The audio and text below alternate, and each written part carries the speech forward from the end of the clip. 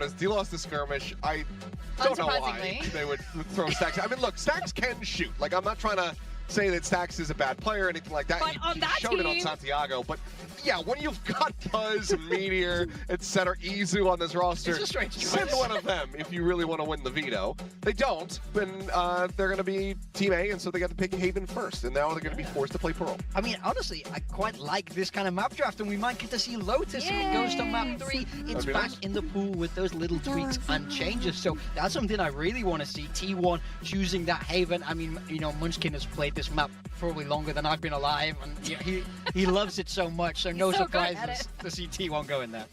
Yeah, in fact, when we were talking about Genji earlier and missing Munchkin, this is, I think, also the peak of the Genji Haven as well, was when Munchkin was still around. I'm curious what they end up going for. It is what it is, the predictions. But I'm curious about the compositions because, I mean, Haven has kind of been this playground through Master Santiago, maybe a little bit as well before that, where the Phoenix was coming out. And we've been seeing a ton of Phoenix over at EMEA. So do both teams end up leaning in towards that is something that I wonder, or is it still going to be, you know, Neon, you know, Waylay even potentially on this map? Like, I don't know. I mean, I'm curious. I mean, I love Phoenix on this map. I always have. I feel like it simplifies your game plan so much. You just want to default for those orbs, really get that ult snowballing, and a lot of players find it quite easy to play. You know, Phoenix, you just have to figure out those flashes, and it's quite simple. So in the brief time that they've had to adapt to this Yoru change, you can still run double duelist, you still have the same amount of flashes that you did. So I think this is a change we'll be seeing a lot of teams rely on in this transitional period.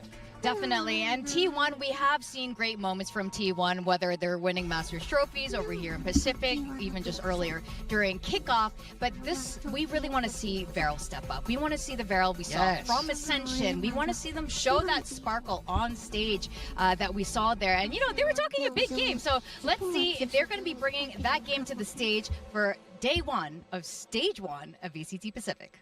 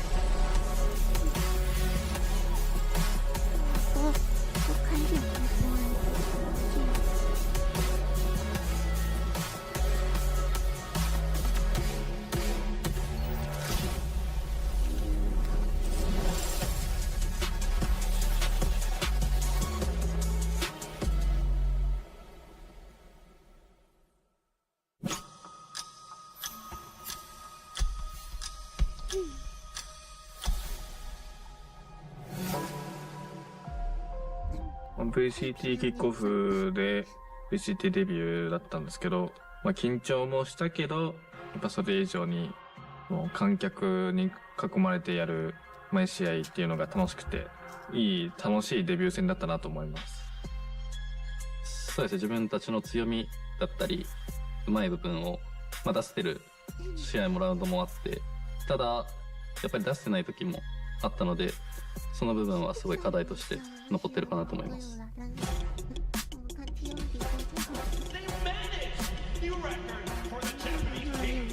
많은 분들이 이제 DFM이 이제 일본 대표다라고 생각은 하시는데 세계대회에서 좋은 성적 내는 팀이 일본 대표팀이라고 생각을 하고 있기 때문에 이번 마스터즈 런던을 가게 된다면 제타 3위 한번 뚫어보도록 하겠습니다. 前は DFM がチャレンジャーだったけど、今回は俺らがチャレンジャーとして挑みます。志賀さん、こんにちは。いやー、今まで日本のバラのシーンめっちゃ頑張って盛り上げてくれたと思うけど、これからは俺らの番だから大丈夫だよ。ありがとうございます。頑張ってくださ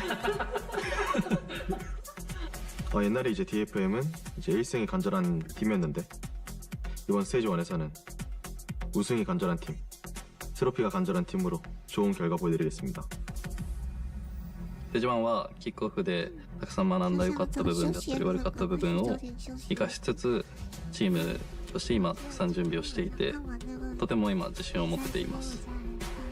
特に DFM 戦は絶対勝ちたい試合なので、全てを出し切って全力で頑張ります。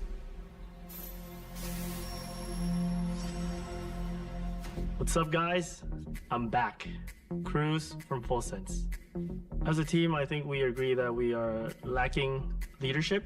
So I think I just have to step back in and guide them until they're actually really ready. 처음 올라왔다 보니까 기대가 엄청 많았는데 무대가 너무 막 멋있고 이렇게 사람들도 너무 많이 오셔가지고 그거에 대한 저희가 살짝 부담감 때문에 조금 아쉬운 경기력을 좀 보여드렸던 것 같아서 좀 죄송스럽긴 합니다. 풀센스는 그냥 프리미 원맨 팀이었습니다. 프리미가 안 터지는 날에는 경기가 질 정도로 너무 프리미한테 의존도가 너무 높았던 것 같습니다. I mean, at least we have Primi. 스테이지 1 준비하는 시간이 생각보다 널널했기 때문에 풀센스전에 저희의 색깔로 크루즈 형님을 밟아보겠습니다. Coming back as a player, I'll definitely make the team stronger. I'll try to be as humble as I can to keep on improving the team and myself. 승리 하나를 따내고 차곡차곡 모아서 우승까지 한번 해보도록 하겠습니다. 조금 주춤했지만 그래도 이제 저희 색깔을 찾아서 2위를 할 수 있게 돼서 조금 만족스러웠던 경기였던 것 같아요. I think after the T1 game, it's just like we all feel a bit angry because like that's not how we play, and we know we could have done way better. 자기들이 못하는 거 인정하고 있는 게 일단은 맞는 것 같고요. 그건 이제 모든 사람들 다 알기 때문에. So in stage 1, we wash it away in our revenge match. 저희는 그런 거에 신경 쓰지 않고 저희 갈 길을 가기 때문에 네, 별로 신경 쓰이지 않습니다. We will bring back the London trophy, and meanwhile, you guys need to try to get the Pacific trophy. 요즘에는 솔직하게 퍼시픽이 국제대회보다 더 높은 퀄리티를 보여준다고 생각을 해서 그걸 가지고 있는 거는 부럽긴 하네요. 비록 산티아고에서는 조금 부진한 모습을 보여드렸지만 그것 또한 저희의 과정이라고 생각을 하고 끝까지 저희 응원해 주시면 감사하겠습니다. The finals will be hosted in Vietnam. This time around, I will try to lift the trophy with my teammate in Ho Chi Minh City.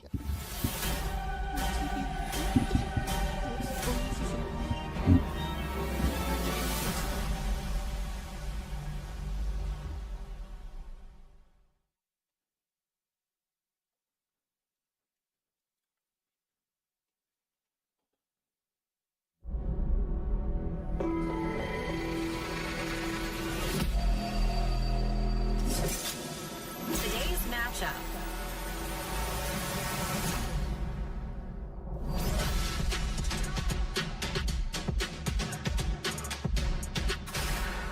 T1. Welcome to stage 1 of VCT Pacific, and you heard it from Stax himself that Pacific is more competitive and exciting than international. So welcome to Pacific. Now T1 is one of the most experienced and decorated individuals, not just here in Korea, but globally. And our T1 predictions are across the board for good reason. Not that I disagree for the most part with Stacks, but after an All-Pacific Grand Finals, it was a little bit of a snooze fest. It is a little bit harder to back that up, but T1 backing up their performances from kickoff is exactly what they're looking to do here today. To go from a performance like they had in Master Santiago, only be able to best EDG, and then lose to Team Liquid as well as G2 and make an early exit from the tournament, to lose to Varel on top of that would be a damning sign for this squad.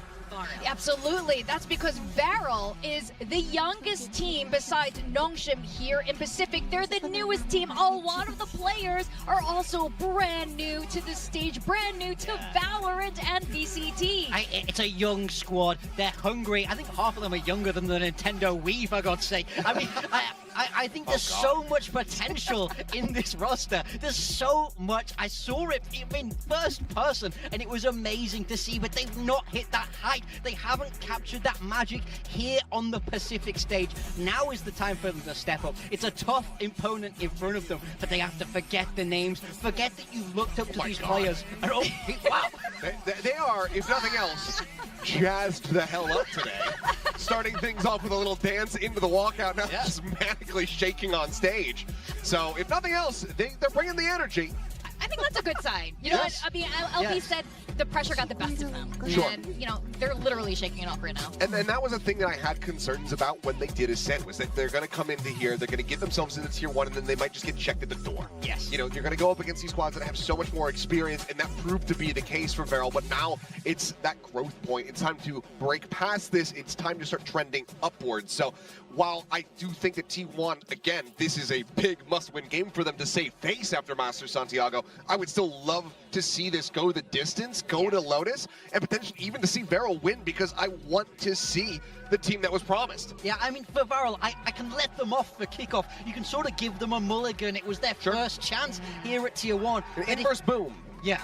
But if you look like that in Stage 1 as well, then we start to really have to ask some tough questions of this young squad. So I know that they can put a stronger foot forward. It's just about delivering on the day for this team. Now, there were two teams from Ascension that have compared themselves to Paper X as they entered and ascended into Pacific, and one was Nongshim, the winning team of Masters just a month ago. Can Varel be that other team? And I'm really happy to see Zexy back on that jet. Yeah, he's on the jet, which, I mean, here on Haven, it's been few and further in between, but Zexy's one of those players where maybe he can make it work. So Jet Neon, a very bizarre double duelist comp, not something that we're used to seeing at all, but T1 are actually the team that's leaning in towards that Phoenix, and it's going to be in the hands of Meteor. Yeah, I mean, I like this T1 comp a lot. We saw Phoenix over in EMEA playing very similar comps, but we are seeing them run that Sky. Now it's buffed back in Pacific, and Izu on the Chamber. I think he could go electric in this position. Well, we have seen Ascension teams do the unthinkable. Can Varel do that today, especially starting here on Haven against a T1 that did show a lot of cracks over in Santiago? Yeah. I just want to see a bloodbath. I want to see these teams run at each other. I want to see a bloody mess left on the stage. I like it. I like violence. I choose violence today, too, as we send it over to our casters, Pilsky and Quack. Okay, with that image in my mind, yeah, let's get this going.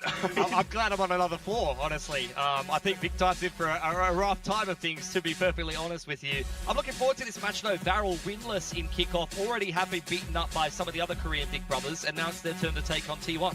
I think that's the main thing. You just want to see the fact that this has to be, you know, a bit more of a performance. We want to see a bit more coming out from guys like Varel, not just, you know, a one-sided affair.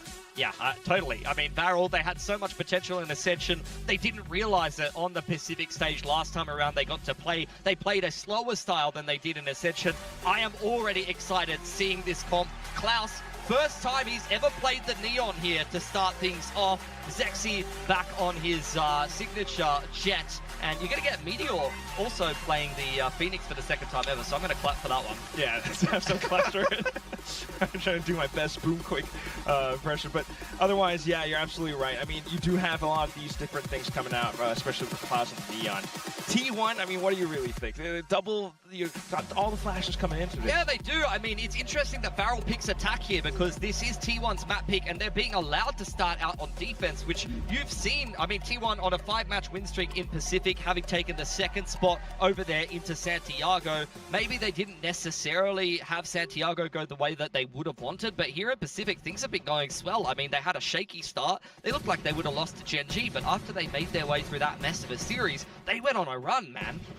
This whole thing, certainly hope to see a lot more of that, especially now that we are in Stage 1. Group Omega, of course, starting things off on the attacking side. We do have Varel in a 4-1 lean.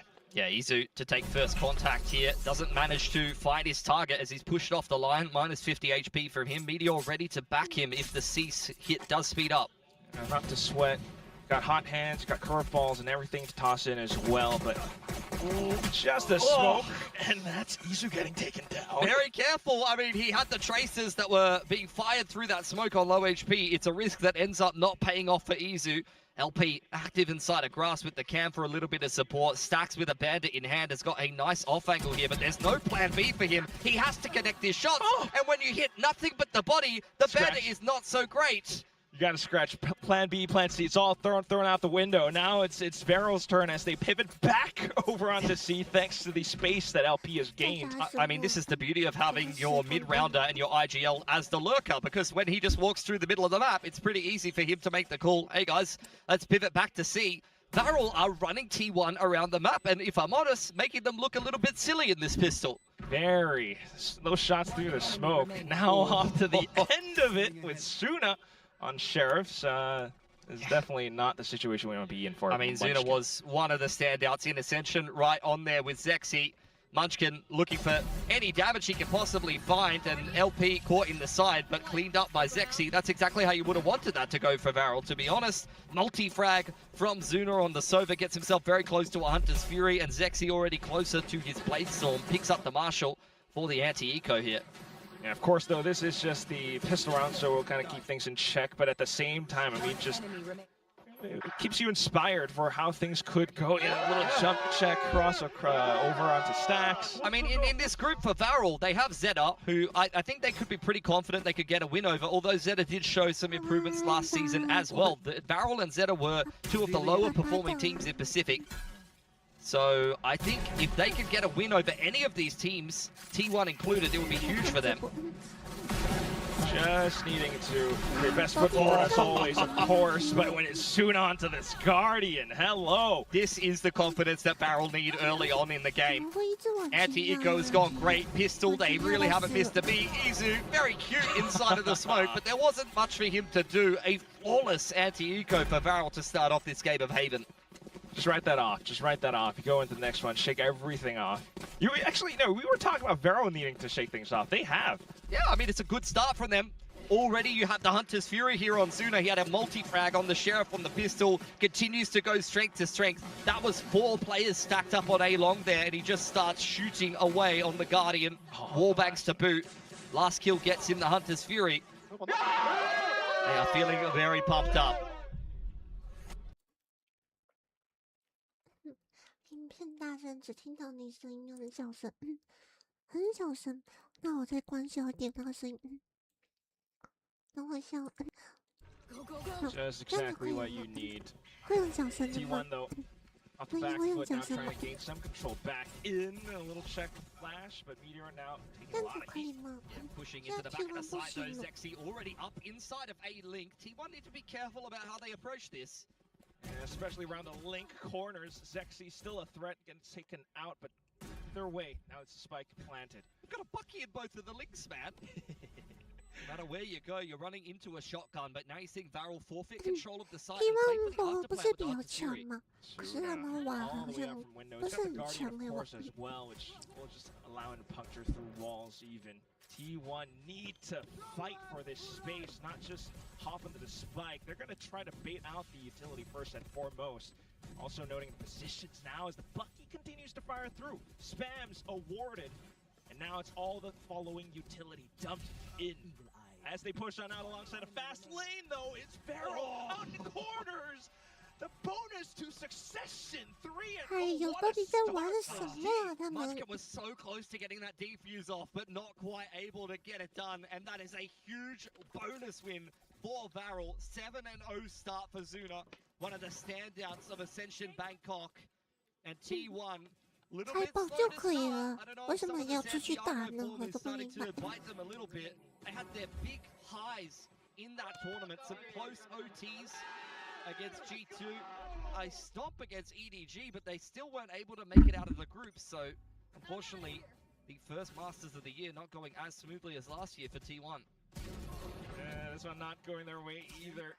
Varel feeling pulled by all of these now. I'm literally like feeling the facepalm right now because I was so close to sending the Varel prediction for this series, but I had no facts or logic behind it. It was just all a vibe-based prediction, but I'm feeling the vibes here of the Varel upset early on in Haven. Let's you know, reiterate that this is T1's map pick, and they've been allowed to start on the defensive side with an Astra Chamber Phoenix comp. I think it's all fair, you know, we don't have that much data off of Varel, especially from their kickoff performance, but I mean, the data is they're not good. Especially against Korean teams. They're having a tough time. Still though, I mean, you expect a lot more from a squad like T1.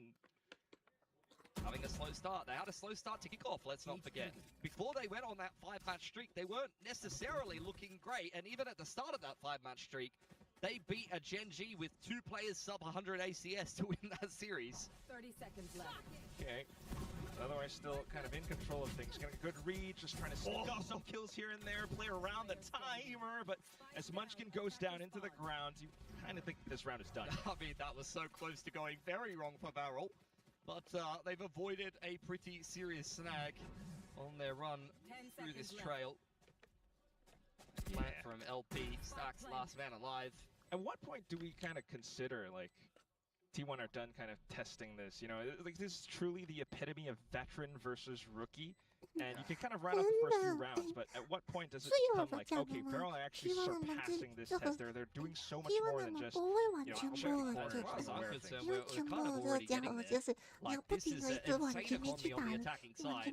None of these rounds have been particularly competitive. Even if T1, let's say T1 did pull off that defuse from Munchkin, he probably would have died anyway. They would have come out of the first gun round with no guns. So this has not been a particularly close game, and LP, that's a freebie onto Stacks. It just feels like Varel is blessed right now. Everything lining up. Of course, we'll keep an eye on things up for the next round. T1 will be able to buy back up. Yeah, they do have the run it back. That's a very nice tool. You want to try to string as many of those together as you can. I mean, looking at the comps that T1 is running with, they have a lot of these agents that can snowball pretty hard. If your Chamber or your Phoenix gets going, you start getting two of the forces run it backs. That's where the rounds can get a lot more tricky as Varel. But this opening half for T1 has been a non-starter, so they're really going to have to go back to the drawing board here and try to figure things out on the fly. Okay, we do see an op being brought out. If Izu does punch one through, it would be huge. Has a lot of good vision, and there he goes. Klaus down early. Off angle from Izu is going to be tested by Zexy, and the re-peek as well. Damn. Feeling very bold today is Zexy. I'm surprised he's gotten away with that. Still in with Phantom Spams as well. Izu almost getting caught down, but thanks to Sky being in the game now, he's going to get topped off. Yeah. Varel need to hang back, reset. LP's made it into sewers, but he's very low. In fact, if the Skydog headed in his direction, that might have been the end of him. Pivoting back to spawn now for Varel. LP still on that active lurk inside of sewers, going to join up with the rest of the team. Buzz on an off angle inside of garage here. Judge in hand could be problematic if Varel heads in that direction, but they're just going to re-hit A and leave LP on the lurk. Yeah, why not? Might as well dump in with flashes. Zexy's still able to dive through, but you don't want that happening. Out towards B. Izu now locks down the front. Just hoping for the best as Varel pushes through. Cinder able to walk away one, TP's onto his top of heaven, but abandoned Suda completely. The guy has the spike, and he cannot make it out of the choke point. He's getting fluxed. No, he's sandwiched. Okay, we're just trying to do what we can, but still Buzz out from behind pretty much seals the deal. I mean, it wasn't much for him to do there. That's a very clean round from T1 though. As soon as the operator comes out from Izu, it gets immediate impact. The run it back is securing the round there for T1. That is how the comp is intended to function. Took a while for them to get going, but once the big ults and the operator are in play, things get a little bit easier for them. You just needed to go max your way. Lose 4 rounds just to get the investment in for the operator. Oh, right, yeah. We were talking about That's looks the maxing, now we're eco maxing. We're lost bonus maxing as T1. All right, done with that though now. Off angle from Meteor inside a garage on the other side of the map. Izu once again set up by a teammate, this time Buzz on the rotation over. In the meantime, you have the drone up C long from Varel just to be able to put LP on the line. He's got an attacking side operator on the Cypher. Cage goes up. He's looking to maybe try to get his neural theft here from the orb, but how do they re-clear Izu when the drone's already been used? That's the thing. I mean, perhaps you look towards someone like Klaus, but it's Izu, of course. You just kind of push him back for now. Yeah, nice little circle jump to be able to push him off of the line. Just good movement being showcased by Varel, who still has this C-long info line, courtesy of the op on LP. Now they're starting to clear grass, but you're getting a bit of a mobilization in the middle of the map from T1. Meteor under pressure, able to walk away scot-free. Continuing clear out the back of B as well. Now you just kind of cement where the hits are coming across, and Meteor is pretty much prepared. Sends out more flashes. It's a full blender as Varel unfortunately walks towards their doom. Just Cinder. But goes down either way at the end. Yeah, nicely done. T1 starting to pick up more and more momentum as we head deeper into this attacking side. It felt like Varel was reading them very well, running them around the map, never really had bad rotations, but now the operator is starting to give them some more problems, and it's a little bit harder to get into these sites. Lack of some flash utility. I mean, the only way is if you somehow are able true, but that's not simple. I mean, just look at the rotations, though. There's 4 on that side for T1 before they even really try to get that side here kicked off. So, feels like if Varel don't get the right reads, the right rotations, pulled from the other side, things can be very difficult. Tack up over onto long there. The Phoenix spotted out on the A side is a change in setup from T1. You don't see Izu anywhere nearby, so you kind of think that you still might be able to get your way into sight, but it's a full retake setup from T1. Yeah, given the sight for free here is Varel. Lots of flashes to get back on in, and a Cosmic Divide from T1. Sooner getting the plant down here. Spike planted. It's all going to come down to the choke points, though, and with everything smoked off, it's not that simple for T1 to break through. Just a little Sky Flash tossed out for the time being. And with a trip not being broken towards the back, Varel just needs to focus towards the front. But still, T1, water falling out from the top of heaven. They find 4, 5, all down at the hands of Meteor and Gang. He didn't even throw a single curveball, by the way. That was Stax doing a superhero maneuver. He guiding lights into hell and jumps out by himself, and nobody kills him. And from there, the rest of T1 just flood out easily. Like, that retake was way too easy. Look at this. This guy's Superman. Oh no, a singular flash and everyone from Varel starts to... Dude, Meteor didn't even use his wall flashes to get back in there. That was so easy for T1. I think Meteor expected there to be a little bit more pushback. He's like, okay, they're going to go out heaven, there's going to be a couple of trades, and then I'm going to have to start throwing some curveballs. He's like, oh, there's no one alive. Izu's just hit 2 blinders there. Back on into the side, and that's 3 in a row for T1. And I'm feeling much less worried for them now. It was a very poor start. But indeed, you were correct, Quack. They have lost bonus maxed their way into 3 rounds on defense. I can't believe that's actually true. But this timeout, of course, does make sense for Varel. You definitely need some more post-plant protocols because this currently isn't working out. Well, the problem is their comp. If you don't get into a fully retaken site without saving your relay bolt or the paranoia, you burn that on the execute, you actually don't have any utility to be able to hold the site. Maybe a trip or something like that, but that's where you need to play on the front foot, actually up in the face of T1. The problem is that's quite difficult against a comp with this many flashes. You've got both the Sky and the curveballs coming at you with potentially a Neon fast lane to cut up the site. It's actually a pretty annoying retake to play aggressively against. Just all that conditioned into the rounds, and Varel need to find a way forward either way. For this one, just the pistols upgraded. Yeah. I mean, this is dangerous if Varel is feeling like they're in their ascension form. They were a great team with the pistols. Zexy is feeling very bold. Man has walked straight through the middle of the map. Klaus outside garage. Cinder applying a little bit of pressure. It doesn't feel like T1 are shaken by it whatsoever. Everyone's still holding down to the same position. Just a little check here and there. Stacks. Doesn't see too much. Buzz. Okay, still able to walk away with a dink. But suddenly it's Klaus into the garage. He has the hero rifle and he's feeling quite heroic at this point. Overdrive is online. He can potentially juggle that rifle to a teammate if he wants to continue up the pace with the ultimate. Out comes the neural theft. Zexy's got a timing, but he's made a meal of that Sheriff.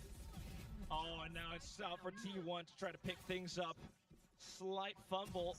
And instantly, still pushing forward. Cinder finding a frag, but now ultimately it's the spike that's irretrievable. It's still winnable here.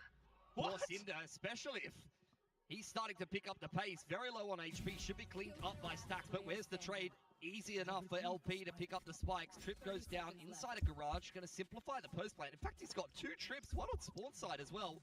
Izu just got to complete this retake with an operator. Spike planted. Not going to be an easy task. Hops across, still has the op trained into a singular spot, but a little bit too wide. LP completes the thrifty for Varel. I mean, that is very confident from LP, given that his teammate is in another postcode. And low HP. Just opts to swing out and simplify that round. Great opener from Klaus there. And, that's what I was saying, Varel quite dangerous with these Sheriffs. That's a good round from Cinder. Look, make no mistake about it, Cinder had probably one of the worst Tier 1 debuts in kickoff. So, given the fact that they've kept him on the roster, you're going to have to see a pretty big step up from this man in Stage 1. Pretty good so far.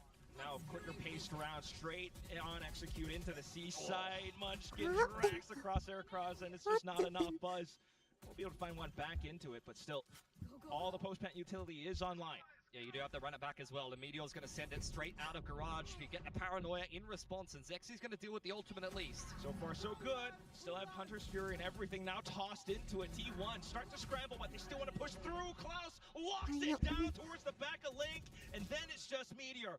Will be able to heal up for the time being, but that's all he can really bet on. Just the shots outside of Garage. It's too tough of a choke point. No angles, no vision. Pushed away, and Run It Back doesn't have as much impact as it had in the previous round. As I said, holding the Paranoia and Relay Bolt, some of the reactive utility makes such a big difference in the post plant. That Paranoia straight through Garage to be able to deal with the Run It Back really helps Farrell to be able to secure that round on the C side. And after a bit of a dry spell, Farrell with a half buy and a very nice follow-up gun round have once again put T1 under pressure. Just the recovery. We do have Izu back on the off though, but you can clearly see, even though in theory this comp does work out well for retakes, T1 of course, if Farrell pick up the pace, it makes things that much more difficult. I mean, Munchkin is probably spewing that he's not on the Viper right now. I'm not gonna lie. He's been put on Astra on his signature map. That is, yeah, that is not probably where he wanted to be. Just quietly, by the way, Cinder is 10-4. This is maybe his best game in Pacific thus far. Okay, calm down. I'm being serious. He's been pushed away under a lot of pressure and picked off after a cheeky TP up onto the top box there. Zexy inside of the smoke could be a big problem here. Just continuing to play around these chokes. Don't allow for T1 to set up. Don't let them go through with their flashes. He walks up behind them, and there they go. T1, even though they've made it kind of past choke point, it's still not going to be enough, but Zexy unfortunately will get caught. Buzz trying to gain some footing for T1 now in the retake. Yeah, Munchkin throwing down a star onto the site. It's a nice open plant, and he's got an Odin LP. That is brutal on the spam. You are not defusing the spike. Half doesn't even come through, and Munchkin cleaned up as well. That's 3 in a row for Varel. Done and dusted. As far as we're concerned, Varel secured a lead in this first half. You got 2 more rounds to go. They brought an Odin and a shotgun into a buy round there. Zexy with the Blade Storm active.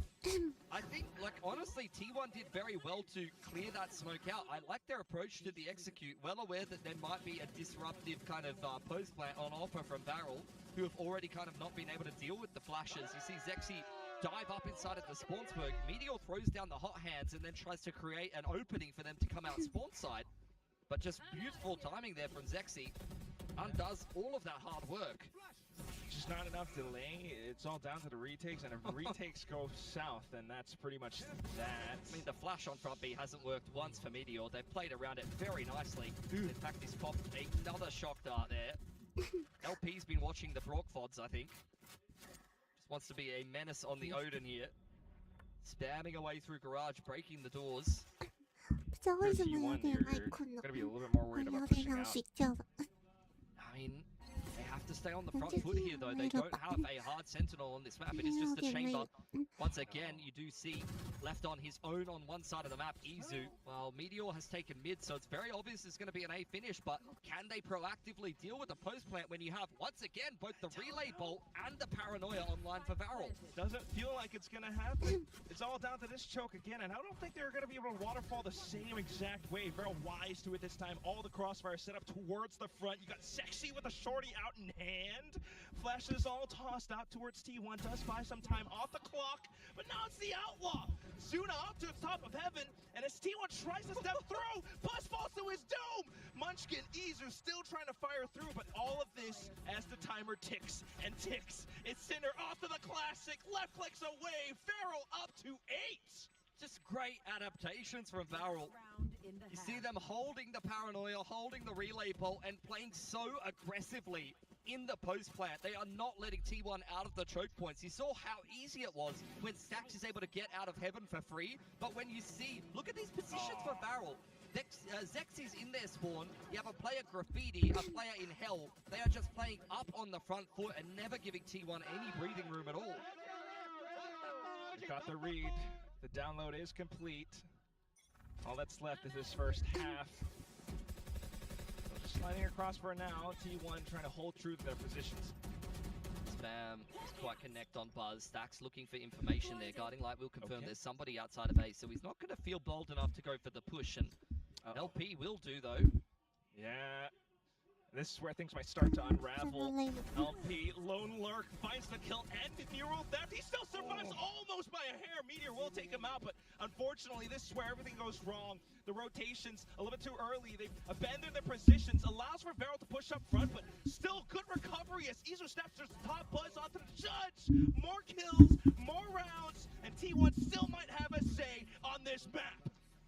Lovely recovery there after getting bit by the A-Lurk from LP.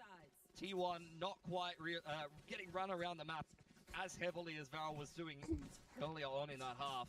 Able to hold down on C. When they had the rotations in the right position, they were doing very, very well, but Varel did a really, really good job of being quite tricky with the active lurks. Izu gets a lot of space out backside there, never even has to TP, and Buzz having some good impact there on the judge. So only 4 in the opening half there, but I feel like looking at T1's comp, it's going to get much scarier on the defense, actually. You're right.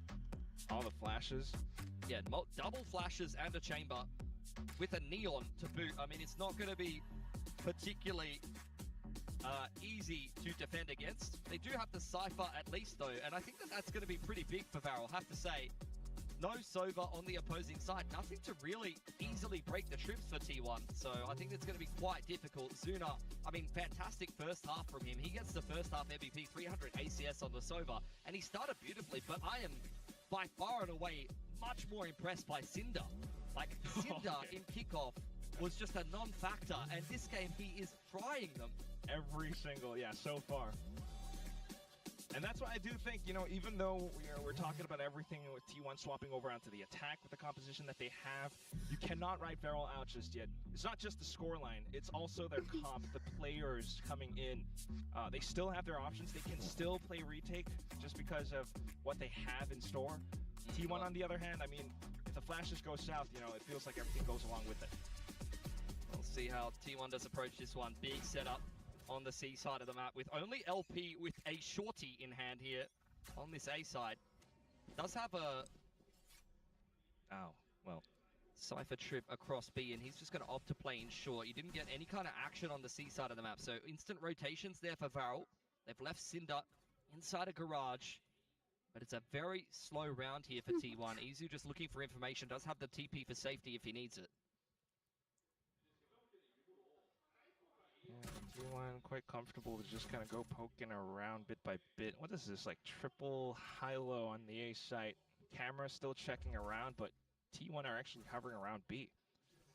Izu well out of the radius of his TP here, so if he gets some pressure, it's going to be pretty annoying for him. Buzz has put a lot of pressure onto front B here, really looking for some kind of a reaction out of Varel. He's broken the trip. Varel thinking about it. Still not going to budge, though. They feel like something's right around the corners, and they are right. The Trailblazer will confirm, but LP has to hold on to his position. He unfortunately gets flushed out of the corners, and now T1 beginning to make their move. 30 seconds. Do they go to C?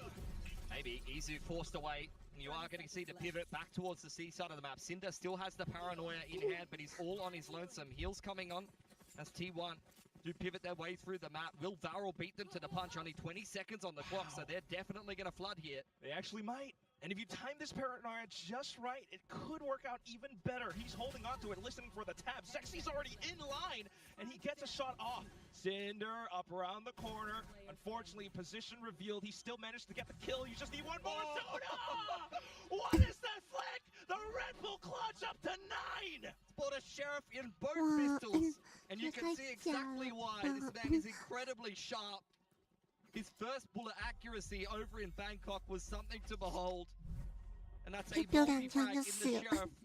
On the Sheriff, rather, in both pistols for Zuna. To start things off well for Varel. All he needed was the kill under the spike planter.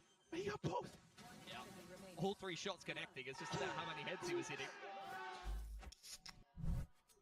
Hell of a game. Can't say the same for T1. They lost both pistols. I've had a decent string of rounds in that first half to look at after the first war from Varel, but that's where the good news ends. This is one of these punchier kind of executes. You're going to see LP just playing inside of his cages. He's a little gremlin with the judge. And Neons can't do too much against that. Klaus has brought his own judge in as well, but okay, Meteor flashes out, Bandits in. At what point do you start to get a little bit worried? Drone goes forward for Varel. You still have the Headhunter in play for Izu. Let's not forget about that. Yeah, this is the point. I'm worried now. They've got two shotguns in spawn, Quack. Exactly. You might be able to flash them, but you can still left click away with the shotguns. Safe to say, this round has gone horribly wrong, but still, Cinder will try. He does have the Spectre, but ultimately his HP is way too low. Yeah, he's good there. Bye-bye. Izu and Munchkin just playing the spike. You can see that start. It will be an immediately grab well onto the tap. Cinder playing outside of it. Does pick up Izu. No shot. Munchkin now looking for the right click to clean things up. And you can see Cinder was expecting the flank from Garage there. He didn't expect two towards C long. And T1 eco them right after the pistol.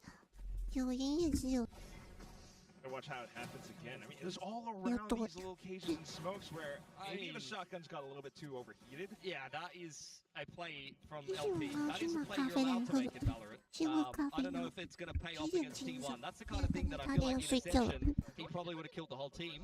Fair. Yeah, this level of play, yeah, that's not going to cut it. I wish I knew what they said. But either way, moving forward now, it's the buys up for T1, trying to close in on this gap, all hovering across a lobby. Buzz on the judge. Aggression front B there from Cinder, just trying to bait them into the shotgun of Zexy. Emphasis on the word try. I mean, Meteor is never really in a rush to go anywhere. That's He the just thing. likes to take his time, even on the Phoenix. Even on the yes. And actually, he has been left on the active lurk. It's not the Astra on the lurk, it is the Phoenix. Just sitting front B. You know, you could take Meteor off of a Sentinel, but you're not going to stop him playing like one. Should not. Meanwhile, the rest of T1 will just continue to make sure every avenue is in their control. Now Spike plant soon enough. Meteor still a pesky thorn in the side for Varel. I mean, he's already got his runner back, so as far as he's concerned, job done.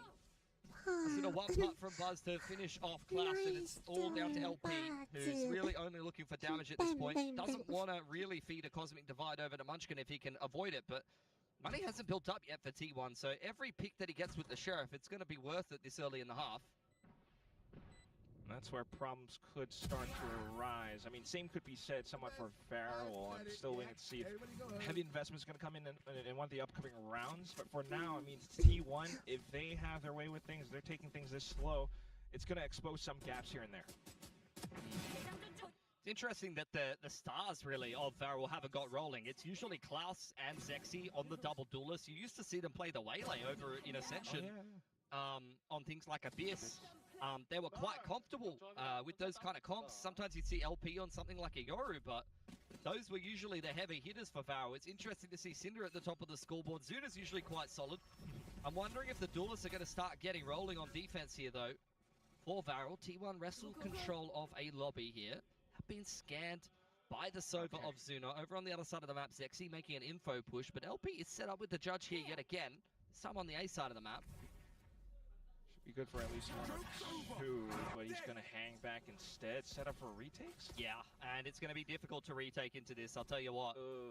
You have the drone and the paranoia. Class is going to have to make some space there.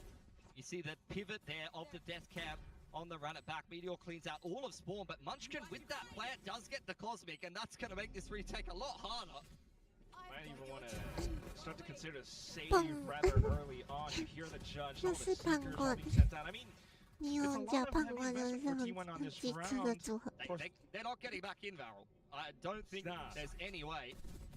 Still gonna try though, but no, you're just falling to your doom. Yeah, they literally just jumped into the blender. To be honest. Questionable decision.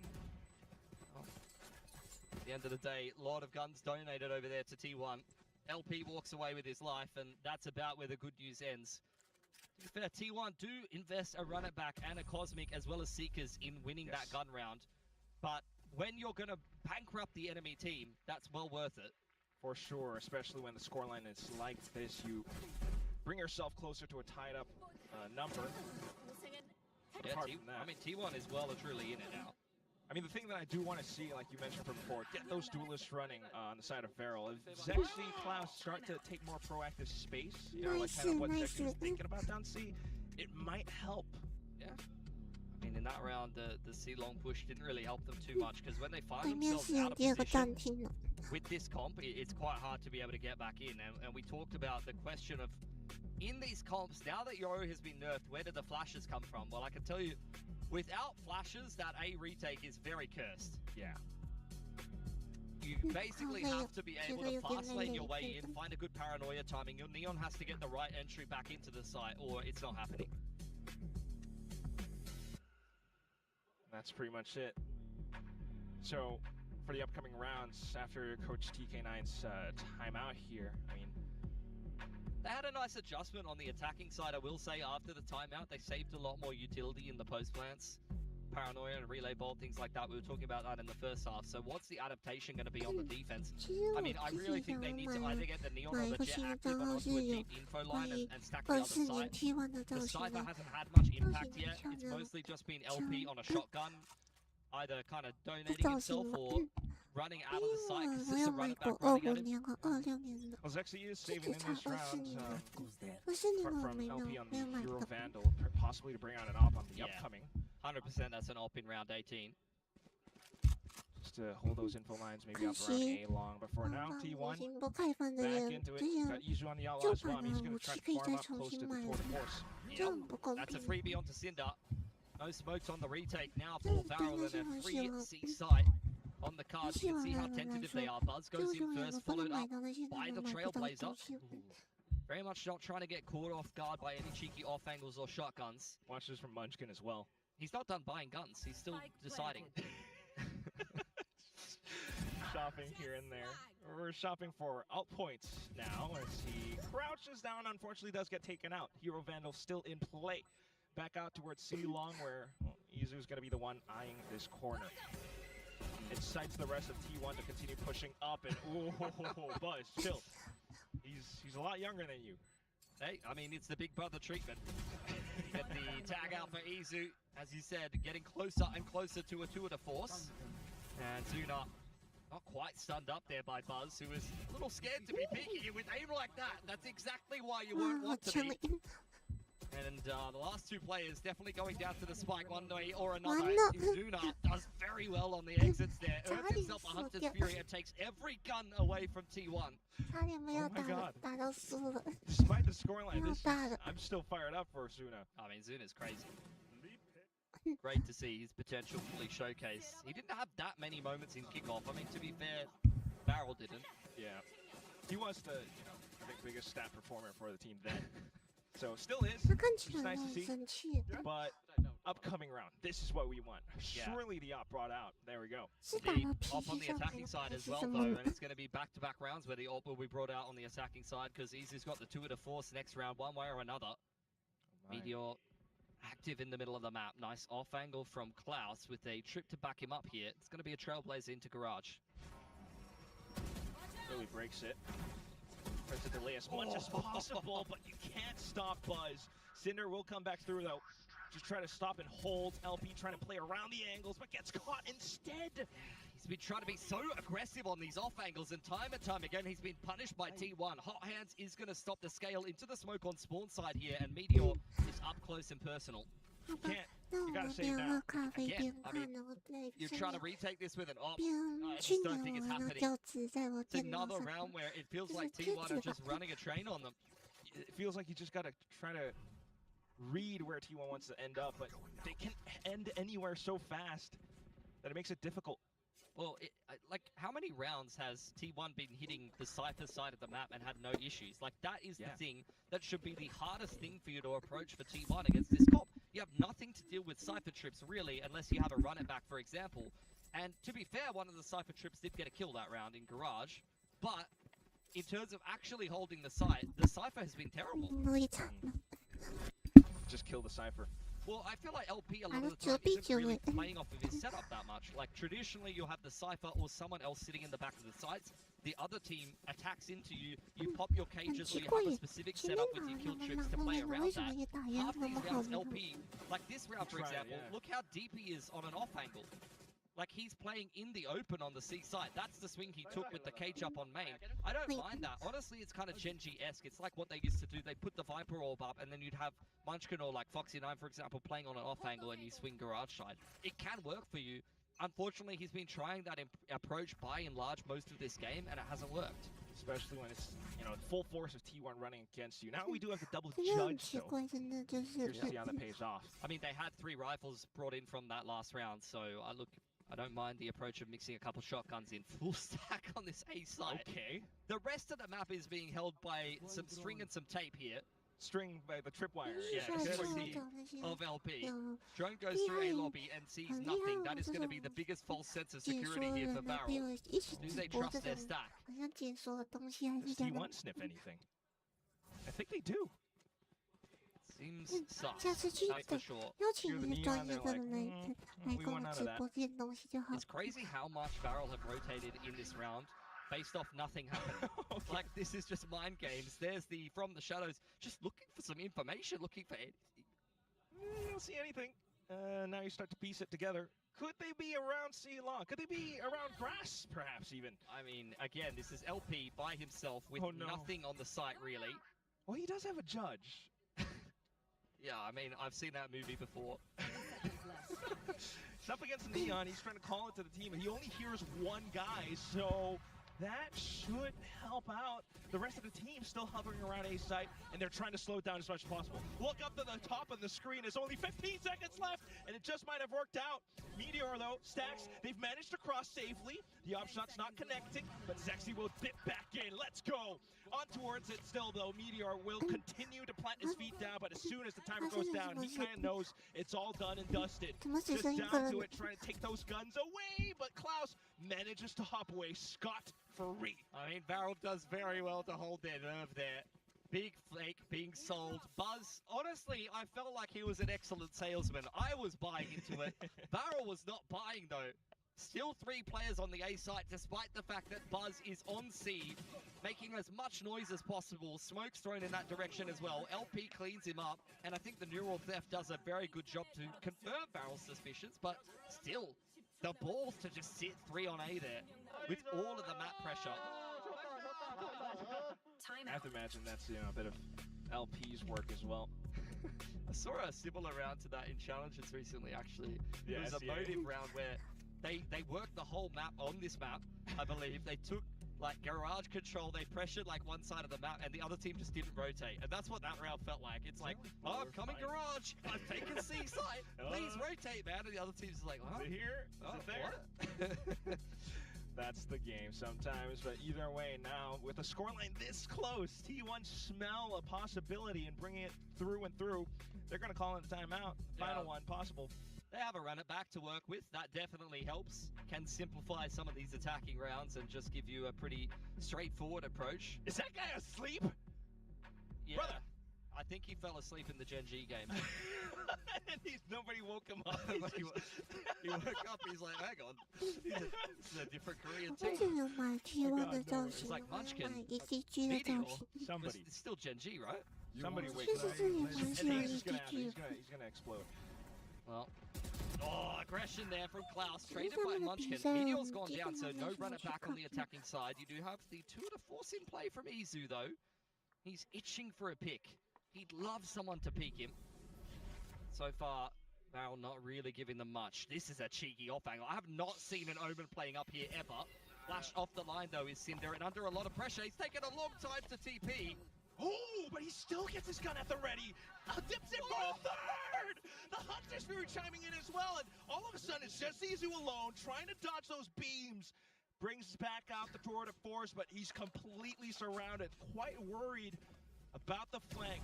Zexy's just gonna toy with him as much as possible for LP to creep up front. Who is this guy? Is this the same guy from Kickoff? Nah, dude. In the off-season, Cinder has gone into the hyperbolic time chamber. The amount of aim prac that this guy has done is immense. He's got weights on his wrist. He's taking the gloves off this game for sure. Yeah, and when those gloves hit the ground, it's just gonna cause like a huge earthquake. That's how hard he's been training. Well, Izu scanned up by the dart, flanked by LP. Another round for Varel, back-to-back rounds on the defense, post-timeout for T1. It felt like they read that round very well, to be honest. It was 1-for-1 early on, and to be honest, if they, in the timeout, had a game plan that revolved around the run it back, then I'm sure they would have had to pivot in the mid-round. But there's no way that you should be really having this much problem trading out an Omen in that position. He's shocked. He's stunned. Yeah. Legit, if Cinder got taken out, this round would not have gone this way. Yeah. I mean, to be fair, like, the spacing looks horrible there for T1, but that's kind of just a side effect of what they're playing. The Neon is 4 steps in front of the Sky, who is setting him up with the utility, and then the Astra is holding short. They're kind of in all the positions that you would expect them to be, and they're running at an Omen who's been stunned, and he's late to TP. I mean, I think 9 times out of 10, you're probably thinking, well, T1's just rolled him and won the round. But that is just some individual brilliance from Cinder. Not much you can do about that. Cracked Koreans. Either way, though, it's going to be back-to-back timeouts. Pilski feels as though the situation's getting more dire by the second. Izu back in with a NOP. This is T1's map pick, and Varel are looking to pinch it here in a moment. Starting to run out of money on this attacking side. Still do have the run it back, so if they had some kind of plan to utilize that ultimate in a round previous, I dare say they want to get it used. It's very frustrating to be in the coaching booth and not watch your players use ultimates. That's something that T1 would never do, right? Or they've never done that before. Parties. Yeah. I've never seen T1 not use their ultimates. Right here. Well, either way, you lose this, it's up to map point for Varel. T1 need to pull something out. And there they go. I mean, bold from Klaus. I respect it. He's done that exact same wide peak in the last round. This time, not so good. Here's the run it back straight through the middle of the map, though. LP gives it a little bit of a jiggle. He's not interested. Stax is getting the plant down in the meanwhile, and T1 are digging their heels in. Buzz has been left on the back of the site. Theoretically the correct play, but we go back into it. What's the retake gonna look like? You can't take out Buzz. Buzz actually slides up front. You make it a trade. Suddenly, Meteor comes back in to take the place of Buzz, and then we have a huge problem as he spins around, swiveled onto a tap headshot. Just Cinder outside of garage, and he's been pinned down. That's gonna be T1 up to 10 and 11. Yeah, I think the coach of T1 has just called that timeout and said, guys, remember that play we didn't do in the round previous? Let's do that one, and let's not get caught by the Neon sliding out garage this time. Well done. Good stuff from Meteor. Punishes that aggression and then just goes crazy in the middle of the map. Optimistic swing from Buzz. It's the kind of swing that you take when the round is probably already won. Also preventing Varel from trying to set up again as well. And that has always been kind of the issue for Varel on this half, the retakes. Guarding light up over the top, you have the Bladestorm in play here for Zexy. T1 pushed out of lobby early on. It's a big stack over A here. Paranoia was prepped in from Suicide. T1 not making any inroads on that part of the map.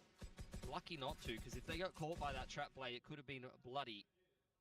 But we've seen this setup from Varel again before. You mentioned, you know, sticks and tape and... Okay, at least we're moving parts around now.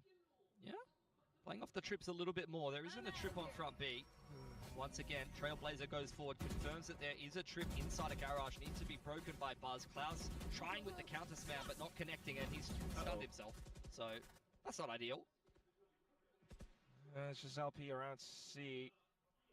Suna's not going to move. T1 still trying to bait more out towards the C site. Yeah, they creep back into C here. LP on his lonesome with the judge on the backside of the C site. See how proactive he's going to be. I mean, it's going to be a suicide mission from him one way or another. The only question is how successful it will be. Feels as though T1 should be able to anticipate it. They've seen him play this position again and again. So up around the cages, they suspect something around the corner. They still hop into it though. Suicide mission complete. You walk away with 1. At the same time, T1 managed to gain control over the site. Klaus trying to toy around it. Will be to slide forward, but no one is here to follow up. Cinder actually arrives. The spike is down on the ground, and you've got 10 seconds left to try to get it planted. Meanwhile, Suna out from the back garage. Cinder just to toy around with it from the shadows onto site itself. Buzz not cracking under the pressure just yet. He will hop back in across. He completes the spray transfer just as easy as ever. Buzz still ever the veteran. I thought I only definitely saw that in my ranked games. Zexy whiffs every single knife on the Blade Storm and is left jumping around like a goose with the classic. Not from Zexy, no. Anybody but him, usually incredibly sharp on one of his signature agents of the jet. I mean, to be fair, he did use 2 knives to the body there, so he only had so many. There it is. That's the last knife. And then he pulls out the shorty, which doesn't do much of that range. That's a bit of panic for sure. And I think the second player to trade him there was LP with the judge. So that's 2 players trying to run at him with shotguns. That's why he got the transfer. Well, it's 11-11 now. Winner might take all. Overdrive is there from Klaus. I'm surprised he hasn't given someone else the Hero Vandal because the overdrive on the Neon is a rifle in its own right. T1, how many times have they crept into a site for free here? There's a trip in play. LP playing inside of his cage once again, does deal with the Trailblazer, but caught there by the spam, by the relay bolt. It's again another unsuccessful suicide mission from the Cypher with a shotgun, and the rest of Varel aren't doing much on the Flood either. Yeah, this is not how you kind of want to have this round go. Yeah, maybe not. Yeah, not really. Credit to T1 though. They're just simplifying, really. You know, they're taking their time, working together as a unit, sending in the Trailblazer to see what's going on. Buzz dives in on the entry, and they have Meteor to follow up if needed. Unfortunately, sometimes that's the case, you know. Rookies, they brought this game up this far, but up to this point, that's where you start to really feel the shakiness in the defense. They start to peak a little bit early. Yeah. How's the money look? I mean, triple judge? Triple judge? If there was going to be any team to do it, it'd be Varel. They love their shotguns, these guys. Pass once again does have the overdrive to follow up, so he's not completely bound by the judge this round. They are backing the judges though. Run it back is in play for Meteor. You once again have the Cosmic. If T1 walk into a site for free and put the Cosmic down against a triple judge, that's going to be it. That's going to be it. I can see they're definitely considering that fact. And then we'll start things up. You do have a deep trip though. And it's quickly dealt with. Oh no, LP. Come on, Klaus. Surely you've got something. He pops the overdrive and he just goes in Hail Mary fully on towards Meteor's run it back. Cinder comes in with a follow-up, and that's good enough of a stop for now. Yes, he could definitely be on for OT here. The Cosmic has kind of just turned C-Log into a bit of a shooting gallery. Drone goes forward, confirms that T1 is still hanging around here. We playing TDM on Drift? Yeah, 1v1 in mid. It's literally every TDM map. Well, not for long. Back into Garage. Varel's starting to consider the fact that T1 might have rotated off elsewhere. Zexy's on an exploration mission. He's walked down the middle of the map. Cinder once again has to stand and deliver. Klaus very close by, has the fast lane to break up the push. With shot, Cinder has got to multi-frag here and he can't. Unfortunate. It's easier with just the Headhunter, and that's possibly all it took. Now you got the trademark towards the back. Zexy's efforts have completely been thrown aside. It's just Suna, and he has to deliver, otherwise this is done. Cloudburst starts getting past the trademark though. RT1 going to be ready for the flank. I think they're quite aware. Izu is even on the cards for an ace. Off shots, Headhunter, and that's all he needed. Despite Sparrow's best efforts, it's now on to Zexy, the young duelist. Heavy responsibility, and it's a huge choke point as well. Izu trains it down, swaps to the Headhunter. Zexy still trying. He's running out of time though, and that's where it ends. Munchkin up 13-11. T1 complete the entire map. I mean, that is a sloppy game from T1. Where they lost both pistols, they still won. That is the class of this team. Even if they're slow starters into some of these specific tournaments, they are still able to come away with wins. And if they warm up, they start to hit their stride. That's where Varel is really in trouble. That's pretty much the whole game. It really feels as though you want to see a lot more. But you see some of these players start to stand up. Cinder having a hell of a game. But for now, let's toss it to the stage with the coach interview on Jen. 真的很难相信，那么客气播音的。 I've got Coach KDG with me to talk about what happened on that map. KDG, super close game, but you guys completed the comeback. and we got to see the individual brilliance from all of the players on T1, especially towards the end. So what was the difference between the first half and the second half? What made it difficult for you, especially on your defense? 일단은 감독님 조합의 변화를 줬고 그리고 이제 후반전 가서 선수들 모두 살아나는 모습을 보여줬는데요. 전반전이 좀 아쉬우신 부분도 있었을 것 같고 좀 T1에게는 큰 고비지 않았나 싶습니다. 어떤 점이 달랐고 또 전반전 어떤 점이 힘들었던 걸까요?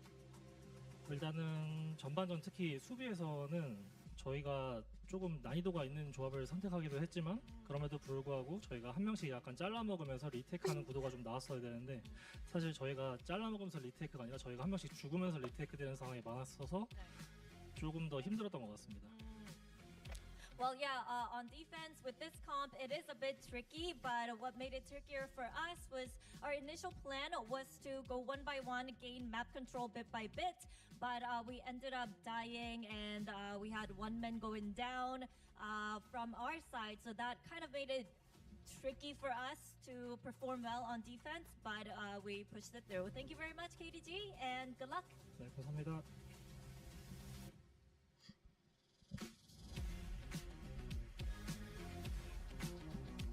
What a map one. Varel had a very strong start on Haven, but it must be so heartbreaking the way this script has completely flipped. Yeah, I mean, I'm upset for the guys because they came out and they looked so good in this first half. I thought it was over and done with. The way they were playing looked great. They managed to capture that aggression. They had those moments of individual brilliance. And then the side swaps. You see T1 start to build that momentum, and it all falls apart for Varel. This felt eerily similar to me to when they squared off against each other at the SVL during the offseason, where it was a really strong early start for then SLT, now Varel, and T1 just kind of started figuring them out, started assessing, like, okay, this is how you're trying to play the game right. Okay, we can make these adjustments, we can figure it out, we can solve this puzzle, and then they did. This one considerably closer, but this is going to be a heartbreaker for Varel after taking both of those pistols, after being so far ahead, to then have this map not even go to that overtime, to have that denied away from you. Even though this is your opponent's map pick, you would really like to come away with the win here. I mean, for me, I think their inexperience showed, you know, look at that, the anti-eco after that second half round switch, they win the pistol and then they buy 2 judges. This isn't something that you see a lot for a reason, because the site gets overrun. If the judges don't go crazy and multi-kill, all of a sudden you're in a horrible retake against the judges. They lose all that momentum that they just got from the pistol, and the half runs away from them. This is where I want to see them have that bit more discipline, a little bit more structure, but it didn't come out today. T1 managed to steal a map win, essentially, here. I think that's a really good point, and I'm pretty sure that exact those moments are going to be something they'll be reviewing after this match today, win or lose. But, you know, to that point about experience, this is something that Munchkin is especially a specialist in, is sort of reading the patterns of the opponents, and the more rounds you give them, the more time you give Munchkin to figure them out, especially on a map like Haven. But what I really like to see from Team 1 is that it's not just the Izu show, they've all done their part. Yeah, I mean, they come out with this this double duelist, this Phoenix composition here, putting Meteor on Phoenix for the 2nd time ever in his career, which I was kind of surprised by. I thought that given how long he's been competing back in the day when Phoenix was a lot more prevalent, I thought maybe we'd be seeing him there, but no, 2nd time that he's ever brought it out, and it ended up finding its footing. It was a very rocky start for everyone on T1, but we started seeing that level up, because initially it was Izu kind of being that guiding light, saying, come on guys, catch up to me, I'm the only one who's really finding some impact here, and then they were able to do so. Yeah, I mean, I really want to echo something that Pilsky said at the end there, and it really shows the caliber of this T1 team. They played a game that was unremarkable then. You know, we weren't blown away, but they know how to get these games across the line. When it gets messy, when their backs get against the wall, they can always turn it around, really switch on, and they get those wins on the board. That's what's important. Varel, not quite there yet, not having the experience to close it out when such big names are on the other side. Yeah, that's right. And, you know, 2 of these big names, one of them is definitely Meteor, you know, being on that Phoenix role. Yeah, this was, you know, we were questioning how this was going to end up going for them. And as mentioned, Izu, very good hot starts for him. We know that when he gets that operator in hand, he can be so very deadly with it, but having that headhunter behind, in the case that he does whiff, he was able to come up with some really nice headshots. Yeah, I mean, we spoke about it before on this desk about how Chamber can be a great answer to double duelists because they don't have a lot of util to deal with you, but the caveat to that is you have to be able to hit the shot on the moving Neon. It's a hard thing to do, but if you're able to make it work, it is a very good answer, and Izu really started to light up. I mean, 4K on that last round should have been an ace. Like, he really has that individual capability, and I'd love to see him come back to this Chamber even more as we move through stage 1. Now, on the other side of Varel, we did see some great moments. Zuna was on all our build diff rosters for a reason, because he's shown up so well during kickoff. But Cinder, now this is the guy we wanted to see step up as the IGL, not just the vibes guy, and he did.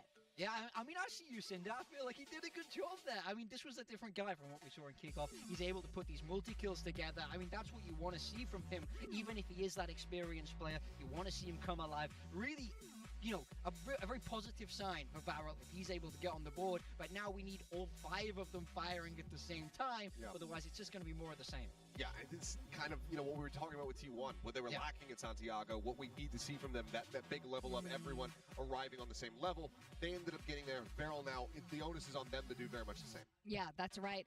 Now, you mentioned SVL. These two teams faced each other. The last time they played each other, they did play Pearl, and it was also a fairly close game, but was it a similar pattern back then? At that point, T1 kind of had a decent understanding of what they were going to look to do at the beginning of the map, so T1 had a considerably stronger start compared to the first one, which I believe was Bind to kick things off in that series. But so they have a decent understanding of what Varel probably wants to do coming into this Pearl, but obviously the meta has shifted. It's been a long time since then. That was back in December, so we're many, many months now in the future. So Varel could have something a bit different up their sleeve coming into this Pearl, but I think that, Neon still going to be a consideration, obviously, but I could honestly see them sticking with the composition and just keeping the Jet in as well. Yeah, I mean, we know Jet can be so successful on Pearl. The operator is so important on that map, and we know how strong it can be on this squad of Varel. So I think big questions there. They did, of course, pick it as we move towards this next map. So I want to see something well-prepared, well-drilled, and very ready. It was one of the few maps that they did win during kickoff as well, on that huge overtime back against Gen G. And so I think I can see why they would want to keep it and kind of improve upon it. We saw the Waylay, with Zexy last time they played this map. I mean, could just stick with that one as well. I'm just curious, do they still continue to lean in for a double duelist on this one? Do they decide, okay, we might need a little bit more utility to break some of the setups that you want to bring to the fold, especially if they're going to be keeping that chamber, which is something that they absolutely could do. Yeah. So maybe they do decide to pivot away from that and go for that solo duelist. Yeah, I mean, I think it's a big question. I mean, for me on Varel, I want to see them run double duelist. This is what you won Ascension with. This was what you really, showed so much strength with. And I think if they pivot away, if they want to play util heavy, old school Korean Valorant, that's not who you are. You're Gen Z Zuma kids. Get in the face, man. Play fast. That's where they're the best. Or at the very least, if you're going to go to that solo duelist, match the chamber. Bring Klaus back out with that one, because he has shown that he in his own right can be a very deadly chamber player. So if you want to just fight fire with fire, I think that's also a very good approach. Yeah. Oh, definitely. And this is, Korea's next generation of talent here. Varel is a Japanese team, but the talents are Korean, like the youngest players in this squad. So I'm really curious what the coach is going to have to say about this team, how they're going to mental reset, because you're only going to get so many resets again in stage 1. So let's send it to the stage to hear from Jen. Here with TK9 of Varel now. TK9, 11-13 was the score line. T1 came back in the second half, but from your perspective, what were you able to point out before heading into map 2? 헤이븐에서 11-13으로 끝났습니다. 흐름이 좋았는데 T1이 역전을 이뤄냈거든요. 2세트 들어가기 전에 좀 어떤 부분을 짚어주셨나요? 실수 나온 포인트나 저희가 킥오프 때 고쳐야 됐던 포인트를 고쳤다고 생각을 했는데 그게 또 그대로 나왔다고 생각을 해서 그 부분을 다시 좀 되짚었던 것 같습니다. 네. Mistakes from the players and also some mistakes that we thought we fixed back in the kickoff. It kind of repeated itself, so those were some points that I talked about before heading into map 2. Thank you very much and good luck in Pearl.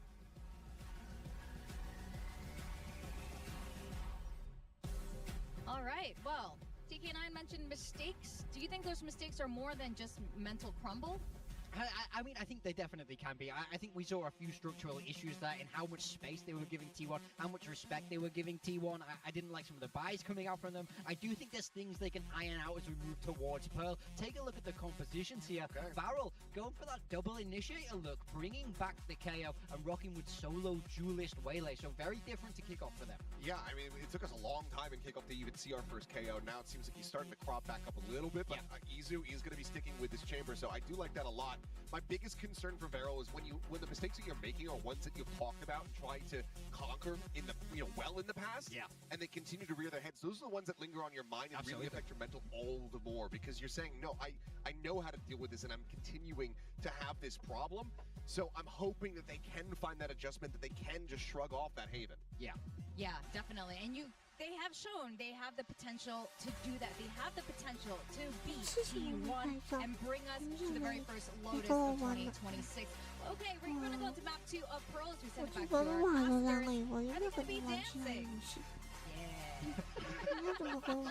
Straight up no. Nice try. You're gonna make me. I'm gonna have to be bottom place on another build before you make me dance again. But for that, yeah, you're absolutely right. We're going back into this one onto Pearl. I mean, any thoughts on the comp so far, Philly? Yeah, I mean, it's a bit of a change-up for both of these teams since the last time they played, but obviously the meta has come a pretty big way since then. You see Meteor currently holding the kill record in VCT Pacific, and this is a staple for him. Killjoy on this map on the attacking side, he loves to be aggressive, he loves to walk it down the middle of the map, so I think he's going to be getting a fair few more on the tally to start out on the attacking side for T1, which was their pick, by the way. They could have picked defense to start, even with the slower comp on the solo duelist. In fact, it's only one agent different from their Haven comp, so this seems like T1's approach to the meta here. Just kind of, sort of, running it back in onto the attack now, straight in through, down B long with a flash. Guiding light down, turret dealt with as the orb goes towards Sax, but this is anything but a hard commitment for T1. Just a little bit of pressure on that B side of the map, which has drawn out a rotation from LP and Zexy. And leaving Izu on an insert as well. I mean, at this point, T1 could potentially explore their options down the middle. Gonna get a regroup and a push towards B long, looking for some information. As you mentioned, T1, Izu, gliding in wait. Does have his rendezvous if necessary, but only a KO knife. Oh, Izu finally finds his mark. He was lying in wait for such a long time, and Zexy overstepping a little bit, now pushed down the middle of street as the alarm bot gets dealt with. That should be clear as day, what T1 are trying to do. Varel, of course, though, deep into positions. Not sure if they're going to actually be able to play around it. Nice spike plant. So far, so good, though. Especially with the kills out from LP, but Meteor, there he goes again. That's the player that's always been around these corners. You're worried about him. Suna still able to deal with it, though. But then comes Stacks. Izu back into it again. So despite all of Varel's best efforts, unfortunately, they get taken apart. 3K from Izu, and there was a couple of little moments there where it felt like Varel was peppering them. I think Cinder, it's very hard to be done by. That's a hell of a flick from Izu. You can see crosshair placement was expecting the backhaul swing and a beautiful raw adjustment. An upwards flick is not easy to be converting there. So many Headhunter bullets purchased there by Izu. I think he went 6 in the Headhunter with a trademark. Yeah, he's already heating up off the previous map, and now he's back at it here. Varel in for a rough ride. I mean, they won both pistols last map and still lost, so already dropping a pistol on their map pick after T1 barely scraped a win across the line is not the start that you would have wanted. KO Knife does secure LP the orb. He's working his way towards a null command. But at the end of the day, I mean, just kind of write that all off. You know, fresh map, fresh start. Maybe didn't go so well in the pistol, but think about what the defenses should be and what it should look like. You already know Izu tends to be this lurk for T1, maybe Meteor as well. I think for Varel, what I want to see is them get an op-out and really try to play some like trap setups around the fact that T1 is just going to be walking around the map. Big A-stack on the cards here for Varel, though. Trailblazer goes in. Yeah, so far so good, but then again, just everyone getting kind of concussed up by the relay bolts now towards the back lines as T1 just continues to flood in, but losing numbers as the pistols will rain through. It's Munchkin now, back onto the Ghost, just around the corner, waiting for Zuna to swing. Who's gonna make the first move? It's gonna be Munchkin, pushing up front off after the haunt. The A-stack does a lot of work for Varel there, though. has to be said. And Bulldog wasn't picked up at the end of round for Munchkin. He lost his armor, so the only thing that T1 walks away with that round is a Marshall. Not exactly the cleanest anti-eco you've ever seen. Similar kind of pacing as you see on Haven there. You get the Neon diving in first, while the rest of T1 waits inside of the smoke. And then if they need kind of a second wave to the execute, that's where they pop out with the guiding light. That really seems to be their go-to at the moment. I'm out of here. Especially of that flavor. Feral though. Now with the rifles, just trying to poke across. Some information outside of B for now. Dexy's got deep info on A playing the off angle here. This is exactly how I want them to play. You have the Killjoy kind of safeguarding the middle of the map, and you have your options open to you to be able to rotate flexibly with the Initiator, but with the Waylay on a deep info line here, does give them pretty nice ability to be able to pivot and stack B, but Zexy opting to play it safer and full off the line. Doesn't want to get isolated in a position like that, and when he doesn't have the refract active, I can imagine why. He's going to play retake from pit side. The issue is, I mean, T1 are just being given the middle of the map right now, and there really isn't any recourse for Varel other than just setting up for a retake.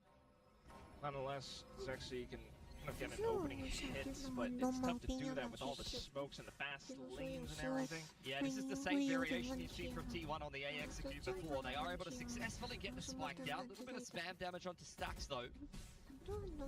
Otherwise, still good. Now you're set up into the corners with a Bucky and everything as well. Izu just prepped up. Rendezvous away. Clean as ever. Meanwhile, Varel still looking for the execute back in. They initiated with light speed. So far, so good. Still have some time to work off of it. Meteor is choosing the right timing to swing through while Munchkin is setting up a big old flank. LP, though, so far, being able to take down Meteor makes things a little bit more doable. Izu out towards the top, and they managed to turn around at the right time. It's Izu now, just the only one left, and Cinder sticking it all the way through. Very nice retake from Varel. Only 2 players survived there. T1 invest a fair bit into that round. They purchased up 3 rifles after losing all of their guns in round 2. So they threw a fair bit at that round. The spike plant and the extra money will help them put together a better buy here in round 4, and they do take 3 rifles away from Varel. So this next round going to be critically important for both teams.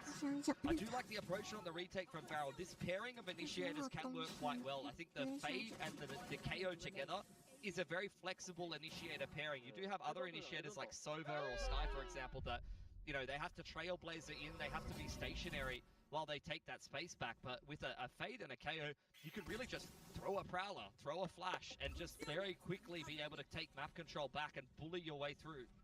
Relative Season 8, otherwise it's still information all across. So, lovely to see how that could potentially work out. T1 though. A main secured. Trip does get placed down from Izu.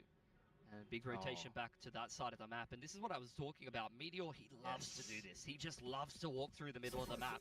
He is just a man with a gun on the Killjoy. But Meteor can be a very dangerous man with a gun when he's feeling himself. I've seen it happen way too many times. Even on a match like Split, he just walks up by himself and somehow opens up sights. Varel, just don't give that up to him. For now, just kind of rotating back and forth, trying to gain some information. Similar to the other rounds, they give T1 plenty of space. This very much seems to me like Varel is confident in their retakes. They're quite happy to be able to retake a site. Different variation of the A execute this time, and Cinder's going to play forward. Oh, he's shooting the dog so well here. That's pretty good. Undetected. Just hiding into the corner while Buzz is inside the smokes, actually, but either way, okay. Couple kills, Stacks instant reaction. And then you've got Suna back into it, out from dugout. No, Buzz! He's done the best. So far, so good as it goes back into a 2v2. Sudden Nightfall does drop the sound away. And with him decayed down, it's going to be a full connection out to the wallbang kill. 5 seconds left to pick up the spike and to try to hope for a plan or to bait the peaks out, but it's not going to matter if it's a crossfire. If it's 2 players from Varel, makes it tough. You can see why Varel trusts their retakes. I mean, that was very well organized. It never felt like T1 got comfortable. LP rips the null command, which he was building up since the second round. Let's not forget that he was farming those orbs inside of A main. Great opener to take Izu out of the equation. That's very consistently been the player that has been left in these post plants. I mean, look at the KO. His ult just faded. Half a second before that, Buzz has taken his head off at the worst possible time for Varel, but they've still found a way to win the round. To be fair as well, I think Cinder could have got more in that position. He only got one, and then Stax was able to react onto him. I thought Cinder was on for a 3K there. So I don't think I think several things in that round went wrong for Varel, and they still won. So things are looking good for them on Pearl. Sure. Similarly for T1 as well. I mean, maybe sometimes it does go a bit rocky, but either way, right now it kind of looks neck and neck. I mean, scoreline aside. You do have an early timeout, though. I do wonder what this is for. Yeah, I mean, I think as far as T1 is concerned, they've been playing a similar style for most of this game, and in both of the opening gun rounds, it doesn't go very well. I think you see a similar kind of approach from Varel, where they give most of the map. They're not really kind of being very active.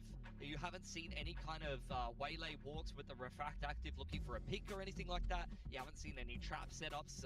You can run things like that off of the Killjoy turret with an underarm flash from the KO. That's something that you could definitely see from Varel. So I think T1, the timeout is really just going to have to be an adaptation to what you're seeing from Varel. They know they've been given a lot of space.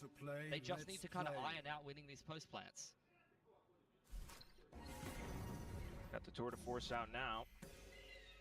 Yeah, you do have the overdrive in the back pocket for Buzz. Jimmy the turret does reveal that Op is on that side of the map, and Zexy takes that as an invitation. In fact, I'm kind of wondering if Izu had full armor there, to be honest, and if he did, I think the turret just got him killed to the outlaw. Either way, thank you very much. He's going to take that one. At the same time, the rest of the team trying to flood forward with it, but there goes Buzz.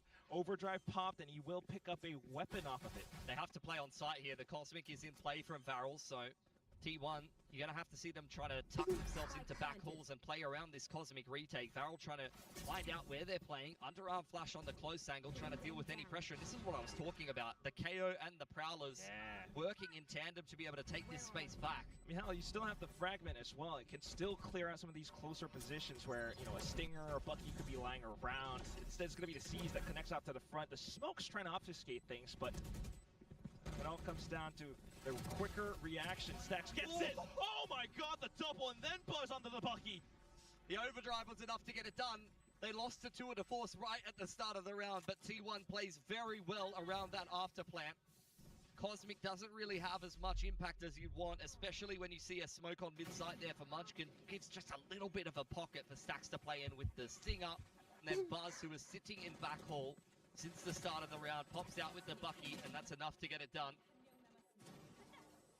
First smokes. That's a thrifty right there. Yeah, post the timeout as well, which bankrupts Varel, because let's not forget, in both of their rounds that they won, they only had 2 rifles survive. They could not afford to lose to that eco from T1. Now, Outlaw picked up from Izu. He wants to hand out the same punishment he was given last round, and Zexy's given him the opportunity. Not fully anymore. Smokes gonna hop away, but at the same time, T1 start to plant some boots around mid. Yeah, I mean, they've been given the middle of the map this entire game. I'm kind of wondering when the shoe is going to drop, so to speak, and Varel are going to run like a trap or something a little bit more active in this part of the map. Klaus, under his turret, is not exactly something that you're going to write home about. Buzz not particularly impressed by that. Here's the second wave of Seekers, by the way. Stax must be getting so many orbs and plants. Out to round 6, but off the Seekers, they confirm that all the players are positioned around A. Let's go to B. Yeah, I mean, they walked into the A stack last time. It's good to see some character development from T1. Nice open B site. To be fair, the majority of Haven on the attacking side, they were walking into open sites. So the mid-rounding has been great for T1. You saw it in the Pacific content. A lot of people tipping Munchkin as one of the best IGLs in the league. Yeah.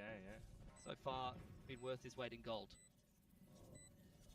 What about Varel, though? I mean, all things considered, this is just slight eco. Looking for the exits, perhaps, but yeah, I mean, they'd love a bit of damage here. The problem is you don't really want to feed them a Cosmic Divide or a Lockdown. Not one bit. A Meteor wants might start to, push up for it, though. A little bit of a flash will kind of scare Varel for the time being, as well as they look to die to the spike, possibly. Crosshair straight in. Oh, and even with a crossfire, Buzz somehow still walks away with daylight robbery. He's hopping across now, and it's just going to be Zexy to pick up 1 point, but that's it. Yeah, Meteor one off the lockdown now. And T1, after a little bit of a stumble in rounds 3 and 4, post-timeout, it is perfection. A really nice thrifty win on that B site, and then pivoting off the Seekers in the mid-round allowed them to avoid walking into that A stack. Really, really well worked from them. Jesus. Like Buzz is on permanent neon duties. Which, to be fair, I'm pretty sure he's sick of sending it in on Waylay. Yeah. Attack. It's a sad job to have. It is. Even for a solo duelist, it hasn't really felt like he's been that pressured. I feel like in this series so far, he's been getting a lot of space. I think that's part of T1 often reading the correct sites to be going into in the mid-round. Like you mentioned, just waiting for that shoe to drop again. Of course, possibly off of this timeout. Now you got the full buy coming in from Varel. Yeah, I wonder what you do here as Varel, because you can change things up. You know, we haven't seen Zexy get on a deep info line at all so far. We haven't seen any trap plays in the middle of the map at all. They've just been happy to give T1 the middle of the map. Should be, I mean, they're playing on the extremities. Yeah, half the time they've been winning their retakes though, so I wonder as Varel, like, do you really do anything different? Because when it comes down to a air gun round in the post plant, they're often winning. They got convergent paths now, so they actually might. that's great in a retake. That absolutely owns the B site. Stick to a retake setup, but that's a good spot. I don't know. There. Now going to get more aggressive this time. There. Zexy going to activate the refract and get a little bit active. Trailblazer goes forward though. Oh, lucky to be alive there, isn't he? Quite so. Maybe give D1 Rabbit a chase. Buzz is way up front. Dodge the 0 point. I mean, it really feels like T1 is just looking to prep themselves for the lockdown here. This convergent paths could be the responsive piece of utility from Zexy. Gonna have to connect off of it though. Make something happen. Buzz is gonna play around with the relay, but look at Zexy, Lightspeed over the top. And even then, the judge is still gonna answer back in kind. It's a 1-for-1. Trade the Killjoys off, and T1 is still up the creek without a paddle, stuck in B long. Izu going to place himself down a rendezvous and wait for someone on Varel to overextend. Meanwhile, the rest of T1 try to work back in the middle of the map. The thing is, though, that again, this is a Varel where they don't get any info. They don't make a push anywhere. They're just sat at the back of the map. You haven't got the Astra in A main. You haven't got anyone in the middle of the map. Kind of need it though. You got those two initiators, and unfortunately, without the turret. Killjoy, yeah. It's just a face check from LP. Will confirm positioning. Might be good enough. Still though, up close and personal. He's gonna have to be able to stand tall. Goes down towards Stacks on the trade, which is not too bad. Now you're down to 10 seconds, but Stacks continues to pummel through. Out with the haunts, in with the peaks. Suna's gonna find and collect on the 2. The Prowler out, and as he tries to look for the final one, it's not completing. Just Cinder, who's unfortunately gonna be able to pick up the round off the timer, actually. He's pacifist. Much good, not enough time to plant there. Zuna's done very well for a backhaul. I mean, clearly the standout for Varel today. Has to be said. It's another perfect round from him. I love this reaction, though. To be honest, I thought that Varel would have got more out of that. It was the perfect convergent pass. It caught the entire team from T1. Dominated B long. They got enough. Oh, that's rough from Zexy. He's made a mess of that one. He's caught Stacks completely saturated, sopping 200 pounds wet. And he still can't clean him up. What you want to have for a Star Duelist either way. A little round, but with all the guns dropped, they're back down to the pistols. T1 just still trying to play stable. Yeah. That's Meteor's domain. You don't step foot in the middle of the map on Pearl. On the attacking side, Killjoy, I mean, this is where this guy does his best work. Gonna think twice about doing that next time, which just does not bode well for the upcoming rounds towards the end of this first half. And even the rounds where Varel is winning, they're just so strugglesome. They've had to take an eco after a round win. You feel for him though. I mean, like through all the growth, through all their best efforts out from the first map, just to find this outcome again, I mean, you're the rookies, 所 but 以我在想啊，宝宝，你 just 要 gonna 不要 have to keep digging. 你要不要买 Keep 那个 digging. 什么给 T1 我？ on the other hand, higher 我是被道 expectations, 具 but 打击给我 not for 了。 this round at least. It 那 should 个 be 前面那 simple. 个打击要 It's 要 trying 买 to be a 给 cheeky 我。 man yet again. Gives himself a little pocket to play Oh, with. great. But T1 all over it. Yeah. Don't hate it though. Spike planted. All right. Got a little fragment here and there. More shots peppered through. Yeah, let's find someone. There are a couple pretty low players on the other side. You throw a lockdown at it. Possible. Last player Oh standing. no, but it's the flash peek. Oh, LP. We've all been there. 1 or 3 for Klaus, and T1's giving him nothing. Astra is not alive, but you've got multiple nanos for Meteor, and Izu just walks him down. Nicely done for T1. It's another round that could have gone horribly wrong. Take aim, Zenfire, let's not complicate it. It's on the attacking side. At what point is the job done already? Doing very well for themselves, especially because they only have a solo duelist. This is a very slow comp. This is 3 guys with guns, Chamber, Killjoy, and Astra, that don't really do anything in terms of scaling into the site or, you know, interacting with the rounds. Just Buzz, but you know, they still are the ones you want to have on 其 these 他物 agents. 品的东西，我的 Easier 能 Meteor, 我 of 点 course. 下播之后，我就拍给你们。 Really makes you question, you know, what the second half could look like if Vero don't start picking up more rounds. Izu juggled the op. This is where Varel are looking to get a little bit more active in the middle of the map. Haven't seen it so far. Will it be deja vu? A double in this position from Meteor last time. 3 players, and they've got the guns now. Just Cinder trying to play around the stairs. Oh no! He had no head armor. The Phantom's just taking his head off so easily. Zuna next up to bat. Like, this is just players taking 1v1s in art with no real plan around that. Spike gets dropped by Zexy, but like, what is going on for Varel? I got Spike. Entirely sure. I couldn't tell. You're trying to refill that space. At least Zexy's managed to walk away with 1 Meteor, relatively low. There's so many things you could do with this comp, Quack, you know? Like, you could pop a flash over the top of double doors and go for a pick or something like that. You can have the refract active on Zexy, but that's just 2 guys trying to walk at Meteor in art. That's not going to get it done. Starting to get too lost in the weeds, perhaps. You know, playing up against team like T1 again, you're getting in your head, thinking about, oh, Meteor could be here. I got to cover all my gaps. But unfortunately, that's exactly where T1 looked to exploit you. Now, defending lockdown placed in, but to no avail. Spike still planted, and everyone just dances around it. It's just Zexy here. And with him being alone, you know, it feels as though it's not going to surmount to much. I mean, Buzz has gotten away with robbery there. He's run in, gotten 2 picks inside of the lockdown, and fast-laned himself in spawn to stay alive. Oh, man. Dips back in for more. You know, it's Buzz. He's a greedy man. That's just the kind of greed they talked about in the Bible. The kind that should get punished, but oh, unfortunately it's not. It's going to be T1 doubling up the score on Varel. I mean, that's a round that is far too easy for T1. Far too easy. And Varel is broken again. Here we go. We have to relive this. That's 2 people giving Meteor aim duels. And if there's anything Meteor loves, it's aim duels. And 1v1s. And then Buzz does this. He gets Klaus. He's inside of the lockdown that entire time. Runs into spawn side, fast lanes himself, and then runs back into backhaul. So, Respaki, the lockdown is meant to clear out the B side. Yeah. Usually. Usually. I'm looking for my comfort durian now. Oh, yeah. Timeout again.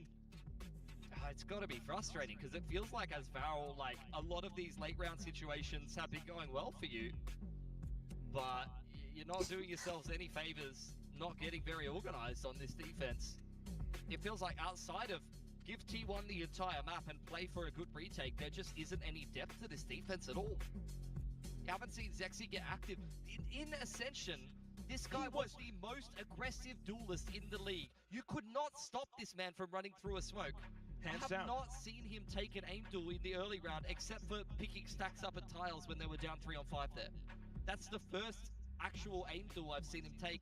Maybe, okay, let's give him the convergent paths at B long. That's another round. Okay. It's like 2 of 10, it feels like. Yeah. Like, where is the balls from Varel right now? We saw this in kickoff as well, playing a very slow style. I like it. and it didn't work for them. And again, here on Pearl, it feels like they're just kind of letting T1 do what they want. Like, this is not the Varel that I'm used to watching. Neutered. I don't know. I mean, whether it's the stage nerves or just the thought of playing up against a Titan like T1, you gotta shake all that off. They brought some of that from the first map, but right now, it's a far cry from it all. Of course, it's now just the eco again. I mean, they've given T1 A main again, and there's no activity in the middle of the map. Like, they're playing an Astra. You could at least put an Astra smoke up, and then, like, refract, walk up A main, and try and go for a pick. Like, try and do something. But there's just nothing. There's no activity at all. I don't want to put too much weight on this current round, just for the fact that it's a pistol. I mean, Stacks is, yeah, he's confirmed the B stack. They're just going to walk into A for free. And they don't have the spike. T1 are not fully committing, but it's enough position to try to fake it out against Varel, turn around, get some kills. Varel is starting to make a lot of noise, cutting corners, and that's a lot of information to a guy like Meteor. He's in art again. It's his favorite spot. 30 seconds He is an artist. I want to see him go like somewhere else and then just die flat completely. No, he doesn't die there. He's invincible. He owns the art gallery. Planted. No, straight up, he's running a full-on like ring, messing to pieces here and there. It's unnecessary, really. It's very unnecessary. Just LP. And T1 are feeling invincible right now. They've got all the money in the world. Stacks would love himself a Seekers here, so if I'm Stacks, I'm running at him.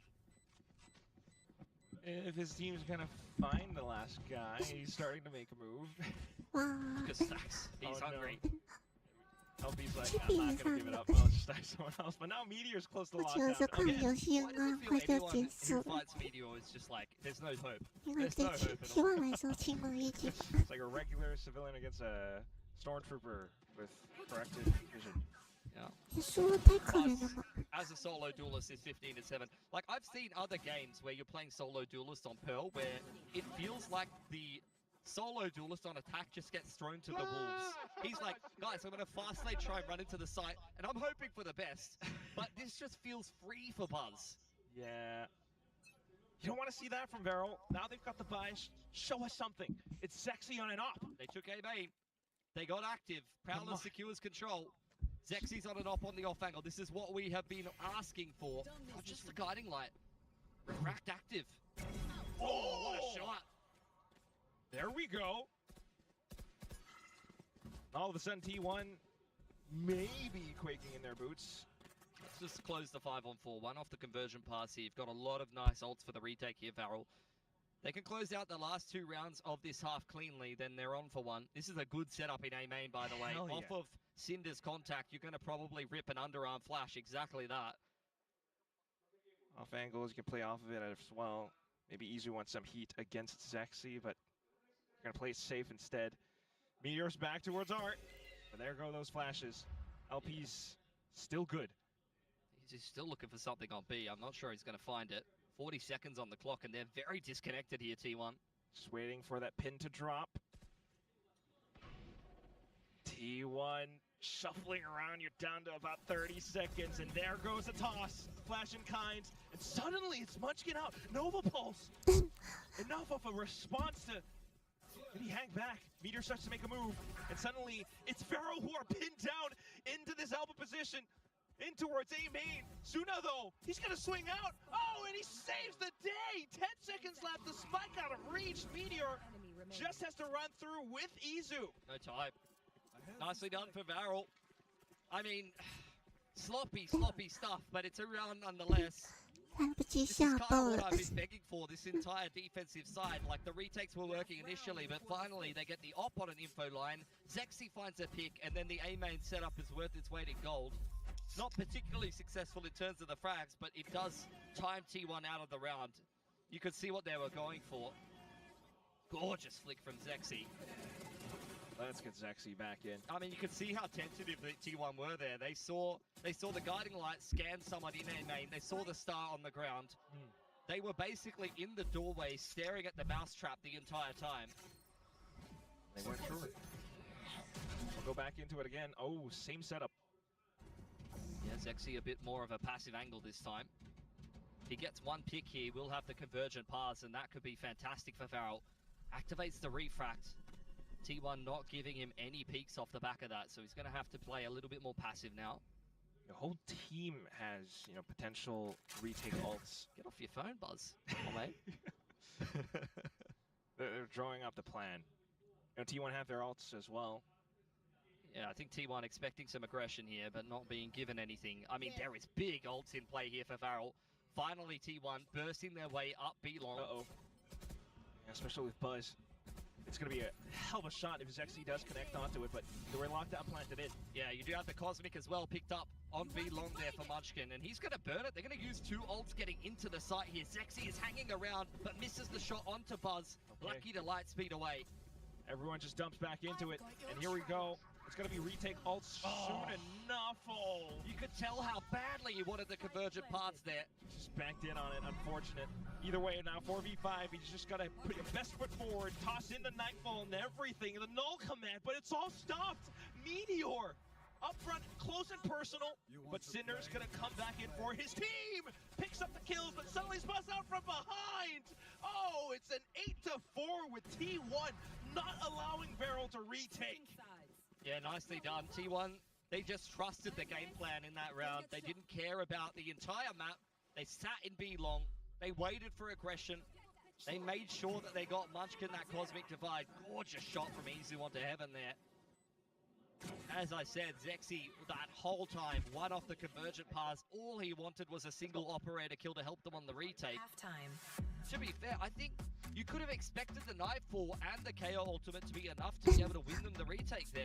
But they just get shut down in some of the chokes. Literally set down. Every time they try to stand up, it's just Buzz, Meteor, just sit back down. I mean, this is a clinic from Buzz. Some of the games in kickoff, like he just was not present. But in this particular game, he is a menace. Really giving Varel the big brother treatment. And if Varel goes down in this game, that's going to be 3 out of 4 games in Pacific they played thus far against Korean teams with vets on them that are just sitting them down one at a time. All it's going to take is a loss to Nongshim, and then they're going to be... Oh, no. They're going to be the little bro, the Korean little bro of Pacific. Oh, at that point. Looking up to everyone. You don't want to have that. Surely, at least one map, they were very close on Haven. This one, though, I mean, once you swap sides, you really got to think about how their comp is going to work out against T1. T1's, it feels as though they're just going to have so much more, control of things, especially with the Chamber, the Killjoy. Think about the players who are operating those agents. I mean, it's an annoying comp to attack into. You've got double Senti with potentially an op on info lines. You got good flood tools with the Neon and the Sky. You saw them be quite useful on Haven already for T1. They know how to pilot these agents. And then Munchkin on the Astra can be a recipe for success. KO Knife clearing all of B long there, and straight down street go Varel. There is no opposition here for T1. Meteor playing retake. Ooh. Oh, what a flash from LP. Meteor just couldn't see anything. Yep. Free sight for Varel. Opening pick. Nice open plant right in the middle of the site. This really couldn't be a better situation for them. Here we go. This is where it all starts, Pilly. Flashback. Now for T1, of course, you're just banking on Sax, Buzz. Kick down those doors. There. With infantry action as the Frenzy gets pulled out, but Zexy has some ideas of his own. Gonna run out of ammo soon enough, though. Gonna hang back, but LP just dives into it. They're feeding up kills. No, what are you guys doing? You had everything set up for you. The spike's still taken away, of course, but onto the Prowler, Cinder trying to hold onto it as tight as possible. Now it's just shots inside of smokes. Buzz sticking onto it. Pops off. Oh no, everyone from T1 pushing through it. Buzz managing to secure the defuse down to the end. I mean, it feels like T1 know that Varel is going to overheat in every situation. They sat in street for so long. You had the initial Astra stun off the back of the first flash play, but look how long they're just sitting there waiting for Varel to run at them. Nice little detail inside of the smoke here. Buzz is the one who gets it to half on low HP, and after he finishes the half, they put Munchkin on it with full HP, and he runs out of the smoke, so there's less chance of a spam. That is very, very beautiful retake execution from T1. Devil's in the details. Force buy from Barrel here. And you're gonna run the same thing. I mean, yeah, I guess so. It does look like the exact same round. A little bit further apart though, with Meteor getting stunned up. Surely someone kind of considers that factor. Certainly all playing out the doors back pillar. And with all that spacing and timing, Buzz has managed to slip in as well. Sudden's going on. And T1 are starting to Barrel went down street, back into B-Long, gave up the site. Zexy ran back into the site. T1 ran into 哎呀，这 backcourt. 比赛已经没有什么悬念了 Is this real? ，T1 2.0了， 太简单了，轻轻松松的。 I've never seen a round like that in my I life. couldn't tell you. Maybe they thought they heard something. You know. I think they thought that the B anchor was playing deep B long and they went looking for him. 第二场 But 为 they 什 were 么 just 为 chasing 打 a 那么 ghost. 好呢？ He was actually inside a hall. They 可 even 能 had 这场 the 地图比较 central 适 pad. 合 Saturated. 是全部还是什么的吗？ And now the whole force buy is just gonna fall off by the wayside. I mean, Cinder has run into A as a one-man fake, crossing his fingers and his toes. Buzz has copped a shot from the Sheriff there. Picked him up. I mean, T1, they're doing the same thing again, though, here, Quack. They're just sitting in spawn. They're like, all right, they're going to overheat again. Let's just wait for them to push into us. They are pushing, just a different spot now. Okay, no. Okay, good. Just hold on to it. T1 trying to make their move. Got a flash on sent through. But you're getting blinded up as well. Just a bucket to try and hope for something. I'm pretty sure he just got flashed by LP there. Like, I'd love to say that was a Skyblind, but I'm 99% sure that the KO just flashed his own teammate. So let's recap that round for Barrel. Oh no. We've gone down street into back hall, back into B long, let T1 back into the site. Zexy's died by himself with no support from his teammate, despite being deep back hall. He's been skydogged there. Then Cinder's done this. I can't really describe it. And then they've just been 5v3 retook on. Is this what Seth Achilles is gonna pick this round for the highlights sound? Oh my god. Well, 10 and 4. Now's as good as time as any to start to mount something. Oh, but you don't have the guns because you force something. They force. They're in force by sunken cost fallacy. At some point, the force has got to work. Zexy deep on into the site by himself yet again. Is going to refract away. So once again, Barrel given full control. But what can they do with it? Spike planted. Start beacon. Just try to hold them off on the chokes. Considering stairs as well. Don't want to overheat too much though. That was the previous mistake. Now Meteor, Izu kind of luring them away from the spike. It's planted for stairs, but with T1 just continuing to dump flashes, push on through bit by bit, set up those smokes. Wow, makes things that much more untenuous. Oh god. And Max just gets the stick on the spike all the way through. It is nice just shot, but it's masterful from T1. Honestly. Oh, the shots from Cinder are gorgeous. 笑死了，那么多人可是 But 你 they 很 need 宝 to 贝 be 菜。 delivered before the round's over. Like, look at the push and pull from T1 here. Izu just absorbs all of that aggro and he just turtles while the rest of T1 take the whole site. Like, they very much understand exactly how Barrel wants to pivot and position here. They know that Barrel in the afterplay is going to aggress somewhere and they just go passive in the part of the map that Barrel's pushing and then the other arm of the push gets active. It's actually gorgeous. Truly painful for Varel, but T1 Masterclass. Now next round, just quick plays, paced up all the way through art. Yeah, they've taken the middle of the map with force. T1 quite happy to gift it to them for the time being. Stun from Munchkin forces out the refract from Zexy, so he no longer has that get out of jail free card. Hey. Deep in A main is Izu playing off his rendezvous. He might be sitting around, but main thing is Varel has kind of absorbed all the Killjoy utility. I mean, this might be the last proper gun round they have access to if they don't win it. One off the Cosmic. Once again, it looks like Varel is going to try to sell a very aggressive fake towards B. But Izu's just happy to wait and react. Do you have a flash on LP? He doesn't want to use it though. He wants to save it for the execute, and that is going to cost them. Oh, the worst possible scenario! Meteor running one off the back! No! No! Billy! This was their last possible buy round. This is what happens. This was their map pick. This was their map pick, Quack. I'm speechless. 25 seconds. I mean, Meteor again in the middle of the map. Like, it just feels free. It just feels free. Everyone he takes an aim duel with in the middle of the map dies. It's as simple as that. Well,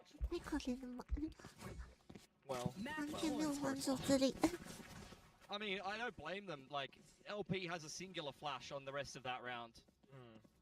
They they invested a lot in the previous round, so I just don't think that they had that much in your util. Like, in theory, yeah, I've got a KO knife, I've got 2 blinds, I've got a haunt and double prowler, but when I'm on a lighter buy, I actually don't have all of that.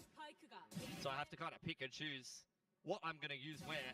And when you only have no prowlers in the singular flash and you haven't hit the site yet, yeah, you actually have to dry contact. And when you're dry contacting into the op, that's very sad.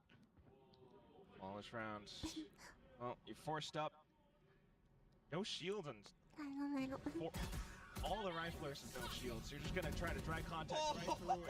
T1's looking to slaughter. It's Stacks, it's Buzz, and they're all collapsed.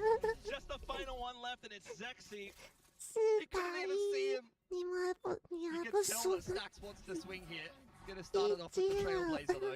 Zexy spotted out. No, he sandwiched it. Okay.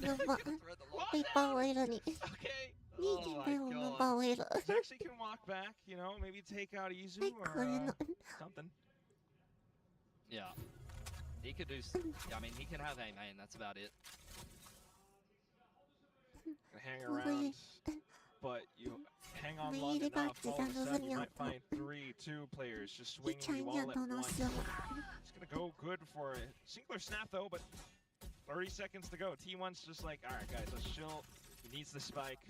We're just gonna sit on it. Wait for the egg, the proverbial egg, to hatch. Munchkin shorty in hand. Okay. He tried to light speed on the box, I guess. Maybe, but there we go. Shorty, click.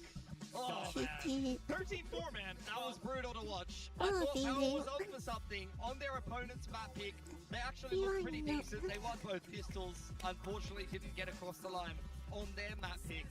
That was hard to watch. I'm not gonna lie. That is Barrel's 4th straight loss in VCT Pacific.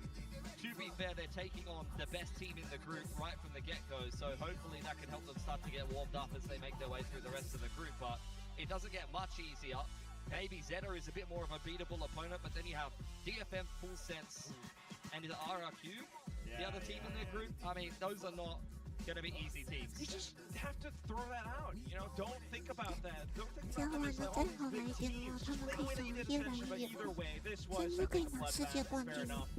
One that supports T1 instead because everything's all painted out in red. These guys managed to turn things around from unremarkable, difficult scenarios, and they still walked away with a win. We're going to toss it back down onto the stage, I think, with a winning interview.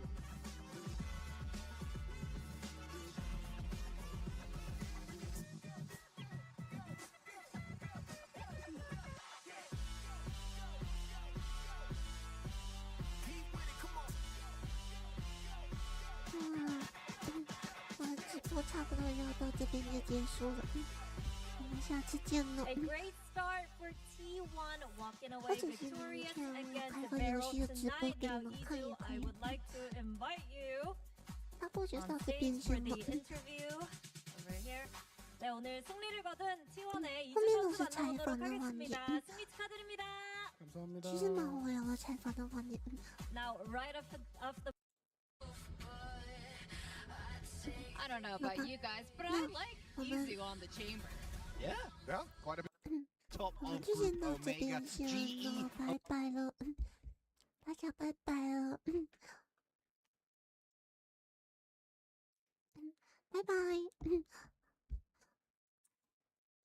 下次我们来一起看比赛哦，然后希望我可以邀请到很厉害的解说，来跟我解说他们为什么会选这种阵容还是什么的。拜拜，祝你们有个好梦哦，晚安哦，晚安。